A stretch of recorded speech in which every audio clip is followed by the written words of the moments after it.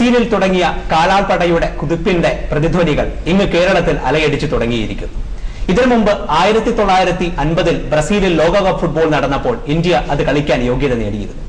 എന്നാൽ 66 വർഷങ്ങൾക്കിപ്പുറം വീണ്ടും ബ്രസീലിൽ ലോകകപ്പ് നടക്കുമ്പോൾ ഇന്ന് ഇന്ത്യയുടെ ഫുട്ബോളിന്റെ അവസ്ഥ എന്താണ്? ഐ ലീഗും ഇന്ത്യൻ സൂപ്പർ ലീഗും പോലെയുള്ള നവ ഫുട്ബോൾ രീതികൾ, നവ ഫുട്ബോൾ ഇനിഷ്യേറ്റീവ്സ് എന്തുമാത്രം വ്യത്യാസങ്ങളാണ് ഇന്ത്യൻ ഫുട്ബോളിൽ ഉണ്ടാക്കുവാൻ സാധ്യതയുള്ളത്?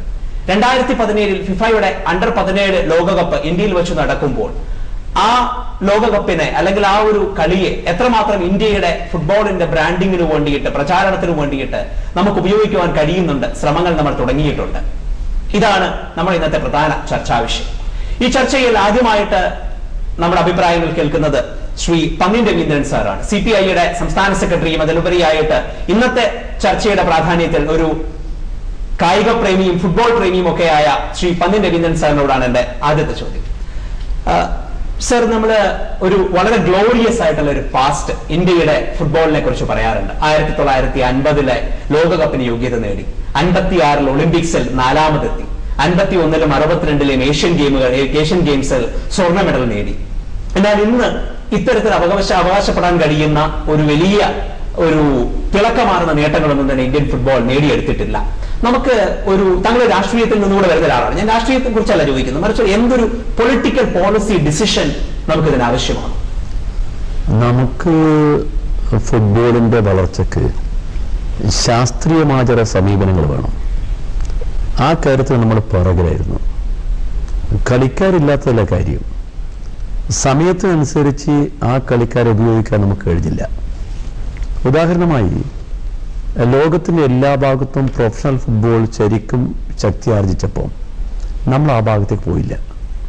ഒളിമ്പിക്സിന്റെ ഫുട്ബോൾ കളി കണ്ടിട്ടാണ് ലോകപ്രസിദ്ധരായ ഫുട്ബോൾ അസോസിയേഷൻ ഭാരവാഹികൾ ഇങ്ങനൊരു ഫുട്ബോൾ കപ്പിനെ കുറിച്ച് ആലോചിച്ചത്.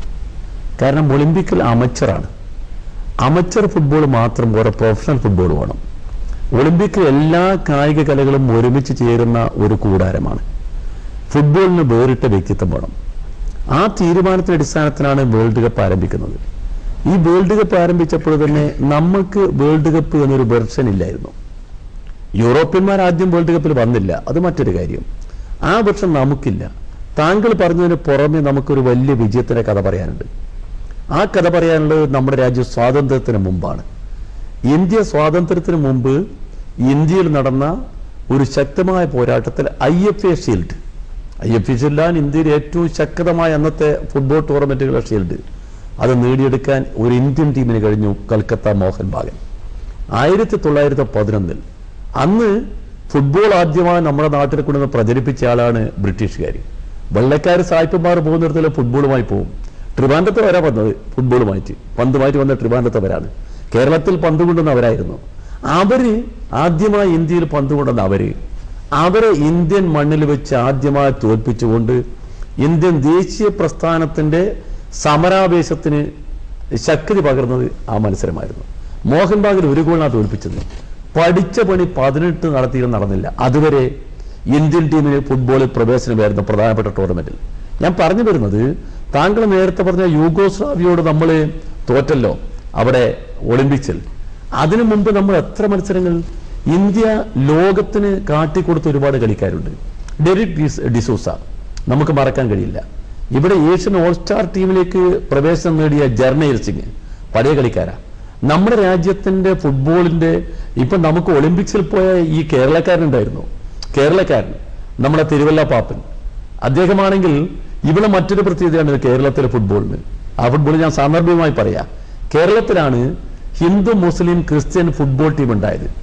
HMC ക്ലബ്ബ് കോട്ടയത്തുണ്ടായി. അപ്പൊ നമ്മൾ ഇതിന്റെ ഒരുപാട് കഥകൾ പറയാവുന്ന ആളുകളാണ്. പക്ഷെ എന്ത് നമുക്ക് പറ്റിയത്? ആ പറ്റിയാണ് ഇവിടെ പരിശോധിക്കേണ്ടായിരുന്നു. താങ്കൾ പറഞ്ഞെടുത്ത് ഞാൻ എത്താം. ഇപ്പോൾ ലോകത്തിന്റെ എല്ലാ ഭാഗത്തും കളിക്കാരെ പരിശീലിപ്പിക്കുന്നതിനുള്ള സംവിധാനങ്ങളുണ്ട്. ആ പരിശീലിപ്പിക്കുന്നത് ഈ ഫുട്ബോളിന്റെ ആവശ്യത്തിൽ പരിശീലിപ്പിക്കുക. പെലെ വന്നത് ആ പരിശീലനത്തിൽ പിന്നെയാണ്. പെലെ ഈ തെരുവിൽ നിന്ന് പന്ത് തട്ടി കളിച്ച് അവസാനമാണ് 16 വയസ്സാകുമ്പോൾ അദ്ദേഹം കളിക്കാനായി വരുന്നത്. പക്ഷെ ഇപ്പോഴുള്ള സംവിധാനം എന്താ? സ്പെയിൻ, ഞാൻ ഉദാഹരണം പറയാം. നമ്മുടെ നാട്ടിൽ ഇപ്പൊ തുടങ്ങിയിരിക്കുന്ന ഈ കുട്ടികളെ പരിശീലിപ്പിക്കാനുള്ള പരിശീലന കേന്ദ്രങ്ങളൊക്കെ സ്പെയിൻ ചെയ്യുന്നത് നമ്മളിപ്പോ ഇവിടുന്ന് എഞ്ചിനീയറിംഗ് കോളേജിൽ പോയിട്ട് കമ്പനികൾ വന്നിട്ട് റിക്രൂട്ട്മെന്റ് നടത്തുന്നില്ലേ, ക്യാമ്പസ് റിക്രൂട്ട്മെന്റ്, അതുപോലെ സ്കൂൾ റിക്രൂട്ട്മെന്റ് നടത്തുക. 3ാം തരത്തിൽ പഠിക്കുന്ന കുട്ടികളെ ആ സ്പെയിനിലുള്ള പ്രൊഫഷണൽ ടീമുകൾ പോയി ആ കുട്ടികളെ സെലക്ട് ചെയ്ത് ദശവത്സര പരിപാടിയാണ്. 10 വർഷം കുട്ടികളെ പഠിപ്പിക്കും, ഫുട്ബോൾ കളിപ്പിക്കും. കൃത്യമായ ഒരു കോച്ചിങ്ങിന്റെ സിസ്റ്റമാറ്റിക് കോച്ചിങ്ങിന്റെ ഒരു അഭാവമാണോ? ക്ലിയർ ആയിട്ട്. കാരണം എന്താ പറഞ്ഞാൽ, അല്ലെങ്കിൽ നമുക്ക് എത്ര കളിക്കാരുണ്ട്? നമ്മൾ ഇവിടെ തന്നെ IM വിജയൻ, നമുക്കൊരു സ്റ്റാറായി കാണിക്കാവുന്ന ഇന്ത്യയുടെ ഒരു കളിക്കാരനല്ല IM വിജയൻ. IM വിജയനെ പോലെ ഒരു കളിക്കാരന് ടാലന്റ്, അദ്ദേഹത്തെ കൊണ്ടുപോയി ലോകത്തിന്റെ കളിക്കാരുടെ മുമ്പിൽ നമുക്ക് അവതരിപ്പിക്കാൻ കഴിയുമായിരുന്നു.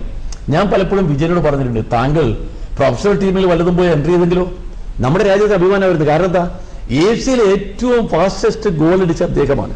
ആ റെക്കോർഡ് 11 സെക്കൻഡ് അത് ഇതുവരെ ഉപയോഗിച്ചിട്ടില്ല. അപ്പൊ അത്ര വലിയ ടാലന്റായ കളിക്കാർ. വിജയൻ കൽക്കത്തയിൽ പോയി കൽക്കത്തയിലെ ആളുകൾ പറയുന്നത് കറുത്ത മുത്ത് വിജയൻ, ഇന്ത്യയുടെ നമ്മൾ ഈ പരിപാടിയുടെ ഭാഗമായിട്ട് നമ്മൾ ശ്രീ IM വിജയനോട് സംസാരിച്ചിട്ടുണ്ടായിരുന്നു. അപ്പൊ അദ്ദേഹം ഇന്ത്യയുടെ ഫ്യൂച്ചർ വളരെ തിളക്കമാറുന്ന ഒരു ഫ്യൂച്ചറാണ് ഇന്ത്യയുടെ ഫുട്ബോളിൽ കാണുന്നത്. ഇന്ത്യൻ സൂപ്പർ ലീഗൊക്കെ വളരെയധികം ഇന്ത്യയെ സഹായിക്കുമെന്നും സച്ചിനെ പോലെ ഒരു ഐക്കൺ താരം ഫുട്ബോളിലേക്ക് ഇറങ്ങിയത് ഇന്ത്യയുടെ ഫുട്ബോളിന്റെ ഭാവിയെ ഒരു ശോഭനമാക്കുമെന്നാണ് ഞാൻ അവിടേക്ക് കിടക്കുക. കാരണം ആളുകൾ മുഴുവൻ ഇത് വരുമ്പോൾ തന്നെ നമ്മൾക്കൊരു കുഴപ്പമുണ്ടല്ലോ, സെൻസിറ്റീവായി കാണും, വരുമ്പോൾ തന്നെ വിമർശനമായിട്ട് വരും. എന്താ വിമർശനമായിട്ട് വന്ന് കച്ചവടമാണെന്ന്. ലോകത്തിലേക്ക് തിരിച്ചു വരാം. അല്ല, ലോകത്തിലെ ഞാൻ ഐ ലീഗിന്റെ ഭാഗത്തേക്ക് ഒറ്റൊരു വാക്ക് പറഞ്ഞോട്ടെ. കേരളം, നമ്മുടെ കേരളത്തിൽ ഇവിടെ ഒരു ടീമുണ്ടായി. ആ ടീമിൽ സച്ചിൻ വന്ന ടീമിന്റെ, സച്ചിൻ എന്ന് പറഞ്ഞാൽ ഇന്ത്യ ആരാധിക്കുന്ന എല്ലാ മനുഷ്യരും ആദരിക്കുന്ന ഒരു കളിക്കാരനാണ്. ആദരിക്കുന്ന മാത്രമല്ല, ഫുട്ബോൾ മാത്രമല്ല, എല്ലാ കലകളും എല്ലാ കളികളും രാഷ്ട്രീയക്കാരും എല്ലാം ആദരിക്കുന്നത്. എന്തുകൊണ്ടാണ്? സച്ചിന്റെ മാന്യത, രാജ്യസ്നേഹം, സ്വന്തം ഗെയിമിലുള്ള കൂറ്, ഇത് 3 സച്ചിനാക്കി മാറ്റി. പ്രധാനമായിട്ട് എനിക്ക് തോന്നുന്നു ഈ സമയത്ത് സച്ചിൻ കേരളത്തിൽ വന്ന സാഹചര്യത്തിൽ നടത്തിയിരുന്ന പത്രസമ്മേളനത്തിൽ അദ്ദേഹം പറഞ്ഞൊരു പ്രധാനപ്പെട്ട ഒരു കാര്യമുണ്ട്. 1980-കളിൽ ഇന്ത്യൻ ഫുട്ബോൾ ടീമിന് ഒരുപാട് ആൾക്കാരെ കോൺട്രിബ്യൂട്ട് ചെയ്യാൻ, ഒരുപാട് ആൾക്കാരെ സംഭാവന ചെയ്യാനൊക്കെ ആയിട്ട് കേരളത്തിന് കഴിഞ്ഞിട്ടുണ്ട്. എന്നാൽ ഇന്ന് ഇന്ത്യയുടെ ദേശീയ ടീമിൽ കേരളത്തിൽ നിന്ന് കളിക്കുന്ന ആൾക്കാരുടെ എണ്ണം വളരെ തുച്ഛമാണ്. അതുകൊണ്ട് തന്നെ 2022 നോക്കിക്കണ്ടുകൊണ്ട് നമ്മൾ പ്ലാനിങ്ങുകൾ നടത്തുമ്പോൾ കേരളത്തിൽ ഒരുപാട് കാര്യങ്ങൾ അദ്ദേഹത്തിന്റെ ടീമിന് ചെയ്യാൻ കഴിയുമെന്നുള്ള ഒരു ഉറച്ച വിശ്വാസത്തിലാണ് ശ്രീ സച്ചിൻ ടെണ്ടുൽക്കർ എന്ന് എനിക്ക് തോന്നുന്നു. കറക്റ്റാണ് സർ, ഞാൻ അതിലേക്ക് തിരിച്ചു വരാം. ഒരു പ്രധാന ചോദ്യം എനിക്കുള്ളത്, ഞാൻ സ്പോർട്സ് കൗൺസിലിന്റെ, നമ്മളോടൊപ്പം ഇപ്പോൾ ഉള്ളത് കേരള സ്റ്റേറ്റ് സ്പോർട്സ് കൗൺസിലിന്റെ പ്രസിഡന്റും മുൻ അത്ലറ്റും ഒക്കെ പത്മിനി തോമസ് ആണ്. ഞാൻ സ്പോർട്സ് കൗൺസിലിന്റെ വെബ്സൈറ്റിലൂടെ ഓടിച്ചു പോവുമായിരുന്നു. അതിന്റെ പ്രധാന ഒബ്ജക്റ്റീവായിട്ട് വെബ്സൈറ്റിൽ പറഞ്ഞിരിക്കുന്നത് തന്നെ, ഞാനത് ഒരു വരിയെന്ന് വായിക്കുകയാണെങ്കിൽ, to gain knowledge and appreciation for various leisure time activities, particularly those in the areas of sports. അപ്പോ ഇനിയും സ്പോർട്സ് കൗൺസിൽ പോലെയുള്ള കേരളത്തിലെ, ഇന്ത്യയിലെ ഒരു ഇൻസ്റ്റിറ്റ്യൂഷൻ ഈ ഫുട്ബോളിനെയും ഒക്കെ ഒരു ലിഷർ ടൈം ആക്ടിവിറ്റിയായി മാത്രമാണോ കാണുന്നത്? അതൊരു പ്രൊഫഷൻ ആണ് എന്നുള്ള രീതിയിലേക്ക് ഇനിയും നമ്മൾ കണ്ടു തുടങ്ങിയിട്ടില്ലേ? കണിശമായിട്ടും പ്രൊഫഷണൽ ഉള്ള രീതിയിൽ കണ്ടു തുടങ്ങിയിട്ടുണ്ട്. അതുകൊണ്ടാണല്ലോ നമ്മൾ Kerala state sports council 7ാം standard മുതൽ കുട്ടികളെ എടുത്ത് പരിശീലിപ്പിക്കുകയാണ്. 7 മുതൽ PG വരെ നമ്മൾ സ്കൂൾ ഹോസ്റ്റലുണ്ട്, കോളേജ് ഹോസ്റ്റലുണ്ട്, സെൻട്രലൈസ്ഡ് സ്പോർട്സ് ഹോസ്റ്റലിൽ ഉണ്ട്. നമ്മൾ 2000-ഓളം കായിക താരങ്ങൾ അവിടെ പഠിക്കുന്നുണ്ട്. അല്ലാതെ തന്നെ നമുക്ക് വിഷ്വൽ ഇന്ത്യ പ്രോജക്റ്റുകളുണ്ട് കേരളം ഒട്ടാകെ എല്ലാ ജില്ലകളിലും. അതിനോടൊപ്പം തന്നെ നമുക്ക് ഡേ ബോർഡിംഗ് സ്കീമുകളുണ്ട്. അതുപോലെ തീരദേശത്തൊക്കെ ഒരുപാട് കായിക താരങ്ങൾ. നമ്മുടെ സ്പോർട്സ് സ്കൂളുകൾക്കപ്പുറത്തേക്ക് മറ്റൊരുപാട് സ്കൂളുകൾ കേരളത്തിൽ പ്രവർത്തിക്കുന്നുണ്ട്. അതുമായിട്ടൊക്കെ അസോസിയേറ്റ് ചെയ്തുകൊണ്ട്, അതുമായിട്ടൊക്കെ യോജിച്ചുകൊണ്ട് സ്പോർട്സ് കൗൺസിലിന്റെ എന്ത് പദ്ധതികളാണ് നമുക്ക് പ്രവർത്തിക്കുന്നുണ്ടല്ലോ? അതുകൊണ്ടാണല്ലോ നമ്മൾ ഡേ ബോർഡിംഗ് സ്കീം സ്കൂളിലും കോളേജിലും തീരദേശത്തും ക്ലബ്ബുകളിലും ഒക്കെ കൊടുത്തിട്ടുണ്ട്. കുറച്ച് കുട്ടികളെ എടുത്ത് ആ ലൊക്കാലിറ്റിയിലുള്ള കുട്ടികൾക്ക് വന്ന് പ്രാക്ടീസ് ചെയ്യാനുള്ള വിദഗ്ധരായ കോച്ചിന്റെ സേവനവും, ഒപ്പം അവർക്ക് ഭക്ഷണത്തിനായിട്ട് ചെയ്യുമ്പോൾ ഭക്ഷണത്തിനായിട്ടുള്ള കാര്യങ്ങളും ചെയ്യുന്നുണ്ട്. നമ്മുടെ ഒരു കൃത്യമായ ഒരു പ്ലാൻ ഇതിന് സ്പോർട്സ് കൗൺസിൽ രൂപീകരിച്ചിട്ടുണ്ടോ? അത് ഇത്ര വർഷത്തിനുള്ളിൽ ഇത്ര കുട്ടികൾക്ക് നമുക്ക് പരിശീലനം കൊടുക്കാൻ കഴിയുമെന്നും അതിൽ നിന്നും ഇത്ര ആൾക്കാരെ നമുക്ക് ഒരു സംസ്ഥാന തലത്തിൽ ഉയർത്തിക്കൊണ്ടുവരാൻ കഴിയുമെന്നും അങ്ങനെ ഒരു പ്ലാനിങ് ഇതിന്റെ പിന്നിലുണ്ടോ? ഇന്ന് നമ്മുടെ IM വിജയൻ ഉൾപ്പെടെയുള്ള ഒരുപാട് കായിക താരങ്ങൾ സ്പോർട്സ് സ്കൂളുകളിൽ നിന്നൊക്കെ വളർന്നു വന്ന കായിക താരങ്ങളാണ്. ഞാൻ ഉൾപ്പെടെയുള്ളവര് കേരള സ്റ്റേറ്റ് സ്പോർട്സ് കൗൺസിലിന്റെ ഹോസ്റ്റലിൽ നിന്ന് 1 വർഷം കൊണ്ട് ഇന്ത്യൻ ടീമിലും ഇന്ത്യൻ റെക്കോർഡ് നേടിയ ആളാണ് ഞാൻ. അപ്പം ഇന്ന് കേരളത്തിലുള്ള പഴയ താരങ്ങൾ IM വിജയനും ഷർഫലിയും സിബി പാപ്പച്ചൻ ഇവിടെ ഇരിപ്പുണ്ട്. നമ്മുടെ സ്പോർട്സുകാരൊക്കെ തന്നെ സ്കൂളിൽ നിന്നും ഹോസ്റ്റലുകളിൽ നിന്നും ഒക്കെ വളർന്നു വന്നവരാണ്. പക്ഷെ ഇതിനൊക്കെ ഉപരിയായിട്ട് നമുക്ക് വേണ്ടത് ടെക്നിക്കലായിട്ടുള്ള പ്രാക്ടീസ് നമുക്ക് വേണം. അതിനുള്ള നൂതന മാർഗങ്ങളൊന്നും നമുക്ക് അറിയില്ല. അപ്പൊ ഫുട്ബോള് ഇന്ന് നമുക്ക് കേരളത്തില് ക്രിക്കറ്റ് പോലെ തന്നെ ഈ വെക്കേഷനുകളിലൊക്കെ നമുക്കറിയാം, നമ്മുടെ നാടൻ പന്തും എടുത്തുകൊണ്ട് പോകുന്ന അതിന് വലിയ പ്രോത്സാഹനം, ഒരുപാട് കായിക താരങ്ങൾ ആവേശമായിട്ട് കളിക്കുന്ന ഒരു കായിക ഇനമാണ് ഫുട്ബോള്.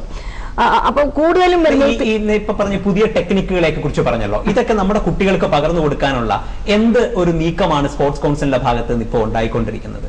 നമ്മൾ അതിന് വിദഗ്ധരായ കോച്ചുകളെ വെച്ചിട്ടുണ്ട്. അവർക്ക് നമുക്ക് ഓറിയന്റേഷൻ കോഴ്സ്. എന്നാൽ അതൊന്നും പോരാ. അതിലപ്പുറമായിട്ട് ഇന്റർനാഷണൽ ലെവലിൽ ഇപ്പൊ ഞാൻ പറയാം, ഒളിമ്പിക്സിന് 100 ഗോൾഡ് മെഡലുമായിട്ട് ചൈന വന്നെങ്കിൽ അവരുടെ ആ രീതിയിൽ നമ്മുടെ കായിക താരങ്ങളെ മറ്റുള്ള ഇപ്പം തന്നെ കേരളത്തിൽ തന്നെ നിർത്താതെ അന്തർദേശീയ ലെവലിലുള്ള ടീമുകളുമായിട്ട് കോമ്പറ്റീഷൻ ചെയ്യുവാനും നമ്മുടെ കോച്ചസിന് അതുപോലെയുള്ള വെളിയിൽ പോയി ഇതൊക്കെ മനസ്സിലാക്കി പഠിച്ച് നമ്മുടെ കായിക താരങ്ങൾക്ക് കൊടുക്കുവാനും ഉള്ള ഒക്കെ അവസരങ്ങൾ ഉണ്ടാവണം. ഓക്കെ, ഞാൻ മാഡത്തിലേക്ക് തിരിച്ചു വരാം. നമ്മളോടൊപ്പം ഇപ്പോ ഓൾ ഇന്ത്യ ഫുട്ബോൾ ഫെഡറേഷന്റെ ഡയറക്ടർ കോച്ചായിട്ടുള്ള ശ്രീ ഗബ്രിയേൽ ജെയിംസ് സാറുണ്ട്. സർ, ഇപ്പൊ പുതിയതായിട്ട് ഇരിക്കുന്ന രണ്ടും പുതിയ സംവിധാനങ്ങൾ, ഐ ലീഗ് പോലെ അല്ലെങ്കിൽ ഇന്ത്യ ലീഗ് പോലെ, ഇന്ത്യൻ സൂപ്പർ ലീഗ് പോലെ കഴിഞ്ഞ 10 വർഷത്തിനുള്ളിൽ കടന്നു വന്നിട്ടുള്ള ഈ സംവിധാനങ്ങൾ ഇന്ത്യയുടെ ഫുട്ബോളിന്റെ വളർച്ചയ്ക്ക് എന്ത് മാറ്റങ്ങൾ ഉണ്ടാക്കുമെന്നാണ് താങ്കൾ നോക്കിക്കാണുന്നത്? നമ്മളിപ്പോൾ ഐ ലീഗോ സൂപ്പർ ലീഗോ ഡയറക്റ്റ് കൊണ്ടുവന്നുകൊണ്ട് ഒരു ഫുട്ബോൾ വികസനം ഉണ്ടാകുമെന്ന് കരുതുന്നില്ല. പക്ഷേ ഇതെല്ലാം ഒരു ഭാഗമാണ് ഫുട്ബോൾ വളർച്ചയ്ക്കുള്ള. അതിൽ വേണ്ടത് ഒന്നാമതായിട്ട് നമുക്കൊരു പ്രൊഫഷണൽ അഡ്മിനിസ്ട്രേഷൻ വേണം. ഞാൻ ഒന്ന് ഇടപെട്ടോട്ടെ. ഇപ്പൊ പന്ന്യൻ സാർ നേരത്തെ സൂചിപ്പിച്ചൊരു വാക്കാണ് ഇത് പ്രൊഫഷണൽ ആയിട്ടുള്ള ഒരു സമീപനം. ശ്രീ പത്മിനി തോമസ് സംസാരിച്ച സാഹചര്യത്തിൽ അതിന്റെ നൂതനമായിട്ടുള്ള ടെക്നിക്കുകൾ നമ്മൾ കൊണ്ടുവരുന്നതിനെ കുറിച്ച് പറഞ്ഞായിരുന്നു. ഈ ഇന്ത്യൻ സൂപ്പർ ലീഗ് പോലെയുള്ള കാര്യങ്ങൾ ഇത് നമ്മുടെ ഇതിലേക്ക് എത്തിക്കാൻ വേണ്ടി സഹായിക്കുമോ, ഈ ടെക്നിക്കുകളും പ്രൊഫഷണലിസവും ഒക്കെ? തീർച്ചയായിട്ടും. ഈ ഇന്ത്യൻ ഐ ലീഗിലും സൂപ്പർ ലീഗിലും കളിക്കുന്ന പ്ലേയേഴ്സിന് ടെക്നിക്കലായിട്ട് വളരെ അഡ്വാൻസ്ഡ് ആയിട്ടുള്ള ട്രെയിനിങ് കൊടുത്തു കഴിഞ്ഞാൽ ഈ സൂപ്പർ ലീഗിലൊക്കെ നല്ല ഒരു പ്രൊഡക്റ്റ് ഉണ്ടാവുള്ളൂ. അതായത് ഈ പ്ലേയേഴ്സ് എന്ന് പറയുന്നവരാണ് ഈ പ്രൊഡക്റ്റ് എന്ന് പറയുന്നത്. അവർ നല്ലവണ്ണം പെർഫോം ചെയ്താൽ മാത്രമേ ഫുട്ബോൾ ഫാൻസ് വരുള്ളൂ. അവർ വന്നാൽ മാത്രമേ നമുക്ക് വളർച്ച കൂടുതലുണ്ടാവുള്ളൂ. അപ്പോൾ അതിന് വേണ്ടിയുള്ള സാഹചര്യങ്ങളും സംഗതികളും ഒക്കെ തന്നെ ഓൾ ഇന്ത്യ ഫുട്ബോൾ ഫെഡറേഷൻ ഇപ്പോൾ ചെയ്തു വരുന്നുണ്ട്. പക്ഷേ ഈ സംഗതികൾ വളരെ ലേറ്റ് ആയിട്ടാണ് ഇന്ത്യയിൽ വരുന്നത്. ഇപ്പൊ തന്നെ ഒരു നല്ല ഒരു പ്രൊഫഷണൽ അഡ്മിനിസ്ട്രേഷനാണ് നമുക്ക് ഇന്ത്യക്കുള്ളത്. ആദ്യം ഫിഫയും ഏഷ്യൻ ഫുട്ബോൾ കോൺഫെഡറേഷനും നമ്മെ വന്ന് വിളിച്ചുണർത്തിയാണ് ഇതൊക്കെ ചെയ്യിക്കുന്നത്. അതായത് ഫിഫയിലെ മിസ്റ്റർ ജോസഫ് ബ്ലാറ്റർ പറഞ്ഞത് ഇന്ത്യ ഫുട്ബോളിനെ സംബന്ധിച്ചിടത്തോളം ഒരു സ്ലീപ്പിംഗ് ജയന്റ് ആണെന്ന്, അല്ലെങ്കിൽ വേറൊരു തരത്തിൽ പറഞ്ഞത് ഒരു ഗോൾഡ് മൈനാണ് ഫുട്ബോളിനെ സംബന്ധിച്ചിടത്തോളം. ടാപ്പ് ചെയ്യുന്നില്ല ശരിക്കും. ഒരുപാട് ടാലന്റുകൾ, കഴിവ് നമ്മുടെ ഇടയിൽ ഉറങ്ങിക്കിടക്കുന്നുണ്ടെന്നാണ്. എന്നാണ്. അപ്പൊ അതനുസരിച്ച് ഒരു നല്ല പ്ലാനിങ്ങോടുകൂടി മുന്നോട്ട് പോകാനുണ്ട്. നേരത്തെ നമ്മുടെ ഓൾ ഇന്ത്യ ഫുട്ബോൾ ഫെഡറേഷനും മറ്റ് അതിനോടനുബന്ധിച്ച മറ്റ് ക്ലബുകളും ഒക്കെ തന്നെ ഒരു അമച്ചർ നിലയിൽ ഒരു പ്രൊഫഷണൽ ലൈനിലല്ല പോയിരുന്നത്. ഇപ്പോൾ അത് പ്രൊഫഷണൽ ലൈനിലോട്ട് കൊണ്ടുവരാനുള്ള എല്ലാ സംവിധാനങ്ങളും ചെയ്യുന്നു. നമുക്കിപ്പോൾ ഈ ഒരു നല്ലൊരു നാഷണൽ ടീം ഉണ്ടാവണമെങ്കിൽ നല്ലൊരു ഗ്രാസ് റൂട്ട് ലെവൽ ഉണ്ടാവണം, നല്ല ബേസ് ഉണ്ടാവണം, കൂടുതൽ നമ്പർ ഓഫ് ഗ്രാസ് റൂട്ട് അല്ലെങ്കിൽ കിഡ്സ്. അതിനൊക്കെ ഈ രണ്ട് സംവിധാനങ്ങൾ ഒരുപാട് സഹായിക്കുമെന്ന് കരുതാം അല്ലേ? അതെ അതെ. അതായത് ഇപ്പൊ ഈ 2013 നല്ലവണ്ണം ഗ്രാസ് റൂട്ട് ലെവലിലെ ആക്ടിവിറ്റീസ് നടത്തിയത് ഇന്ത്യയാണ്. അതിന് ഏഷ്യൻ ഫുട്ബോൾ കോൺഫെഡറേഷന്റെ സമ്മാനവും കിട്ടിയിട്ടുണ്ട് ഇന്ത്യക്ക് ഈ അടുത്ത കാലത്ത്. സർ, ഞാൻ സാറിലേക്ക് വരാം. നമ്മളോടൊപ്പം ശ്രീ ഷാജി ഉണ്ട്, മുൻ ദേശീയ താരവും അതുപോലെ SBTയുടെ കോച്ചുമാണ് ശ്രീ ഷാജി. ഞാൻ ഈ പരിപാടിയുമായി ബന്ധപ്പെട്ടിട്ട് മുൻ ഇന്ത്യൻ ക്യാപ്റ്റൻ ജോ പോൾ അഞ്ചേരിയുമായിട്ട് സംസാരിക്കുകയുണ്ടായി. അദ്ദേഹം ഏറ്റവും പ്രധാനമായി ചൂണ്ടിക്കാണിച്ചത് ഇന്ത്യയിലെ ഗ്രൗണ്ടുകളെ കുറിച്ചാണ്. അതായത് ഇപ്പോൾ ഈ സൂപ്പർ ലീഗ് ഉൾപ്പെടെയുള്ള കാര്യങ്ങൾക്ക് വേണ്ടി വിദേശ രാജ്യത്തു നിന്നും താരങ്ങൾ വരികയാണെങ്കിൽ പോലും അവർക്ക് അവരുടെ പ്രകടനം കാഴ്ചവെക്കുവാൻ കഴിയുന്ന രീതിയിലുള്ള ഗ്രൗണ്ടുകൾ നമുക്കില്ല. അത്തരത്തിലുള്ള ഫിസിക്കൽ മെറ്റീരിയൽ ഇൻഫ്രാസ്ട്രക്ചർ നമുക്കില്ല. ഒരു കളിക്കാരൻ എന്നുള്ള രീതിയിൽ, ഒരു കോച്ച് എന്നുള്ള രീതിയിൽ എന്താണ് താങ്കൾക്ക് അതിനെ കുറിച്ചുള്ള അഭിപ്രായം? ഞാൻ തീർച്ചയായും അതിനോട് സപ്പോർട്ട് ചെയ്യുന്നത്. ബേസിക് ആയിട്ട് ഏറ്റവും നല്ലൊരു ഗ്രൗണ്ട് വേണം. ആ പ്ലെയർക്ക് കളിച്ച് വളരാനുള്ള സാഹചര്യങ്ങൾ ഒരുക്കി കൊടുക്കുകയാണ് ആദ്യം വേണ്ടത്. ഒരു കളിക്കാരൻ കളിച്ച് വളരണമെങ്കിൽ അവനെ സിസ്റ്റമായിട്ടുള്ള കോച്ചിങ്ങും അവനെ ആ ഒരു ബോൾ കറക്റ്റായിട്ട് പാസ് ചെയ്യാനുള്ള ഒരു ഗ്രൗണ്ട് ഇപ്പോൾ കേരളത്തിൽ വളരെ അപൂർവമാണ്. കേരളത്തിലും ഇന്ത്യയിലും വളരെ കുറച്ച് ഗ്രൗണ്ടുകളേ ഉള്ളൂ. അതിലെല്ലാവർക്കും പ്രാക്ടീസ് ചെയ്യാൻ പറ്റില്ല. ഈ വളർന്നു വരുന്ന കായിക താരങ്ങൾക്ക് നല്ലൊരു ഗ്രൗണ്ടും നല്ല സിസ്റ്റമാറ്റിക് ആയിട്ട് കോച്ചിങ് ഒക്കെ കൊടുക്കാൻ പറ്റുന്ന ആൾക്കാരെ കൊണ്ടുവന്ന് വളരെ ഗ്രാസ് റൂട്ട് ലെവലിൽ കൊണ്ടുവരിക. താങ്കളുടെ അഭിപ്രായത്തിൽ അതിനുള്ള നീക്കങ്ങൾ നമ്മുടെ ഓൾ ഇന്ത്യ ഫുട്ബോൾ ഫെഡറേഷന്റെ ഭാഗത്തു നിന്നും ഒക്കെ ഇപ്പോൾ ഉണ്ടായി വരുന്നുണ്ടോ? തുടങ്ങിയിട്ടുണ്ട്. കോച്ചുമാരെ തന്നെ കോച്ചുമാരെയാണ് ആദ്യം പഠിപ്പിക്കുന്നത്. ആ കോച്ച് നന്നായാലേ കളിക്കാർ നന്നാവുള്ളൂ. ഗബ്രിയേൽ സാറൊക്കെ അതിന്റെ ആൾക്കാരാണ്. അതെ, കോച്ചുമാരുടെ ട്രെയിനിങ് കൊടുക്കുന്ന. അതുകൊണ്ട് തീർച്ചയായും അടിസ്ഥാന സൗകര്യങ്ങൾ വർദ്ധിപ്പിച്ച് കളിക്കാനുള്ള സൗകര്യം ഏർപ്പെടുത്തി കൊടുക്കണം. നിങ്ങൾ എല്ലാവരും പറഞ്ഞതിനകത്തുനിന്ന് ഞാൻ എടുക്കുന്ന ഒരു പ്രധാന പോയിന്റ്, എല്ലാം നമ്മളിപ്പോ തുടങ്ങിയിട്ടുണ്ട് എന്നുള്ളതാണ് എല്ലാവരുടെയും അഭിപ്രായം. അതായത് നമ്മളിപ്പോ തുടങ്ങിയതേ ഉള്ളൂ എല്ലാം എന്നുള്ളതാണ്. നമ്മളെല്ലാം ലേറ്റ് ആയിട്ടാണ് തുടങ്ങാറ്. ഇന്ത്യയിലെല്ലാം ലേറ്റ് ആയിട്ടാണ് വരുന്നത്.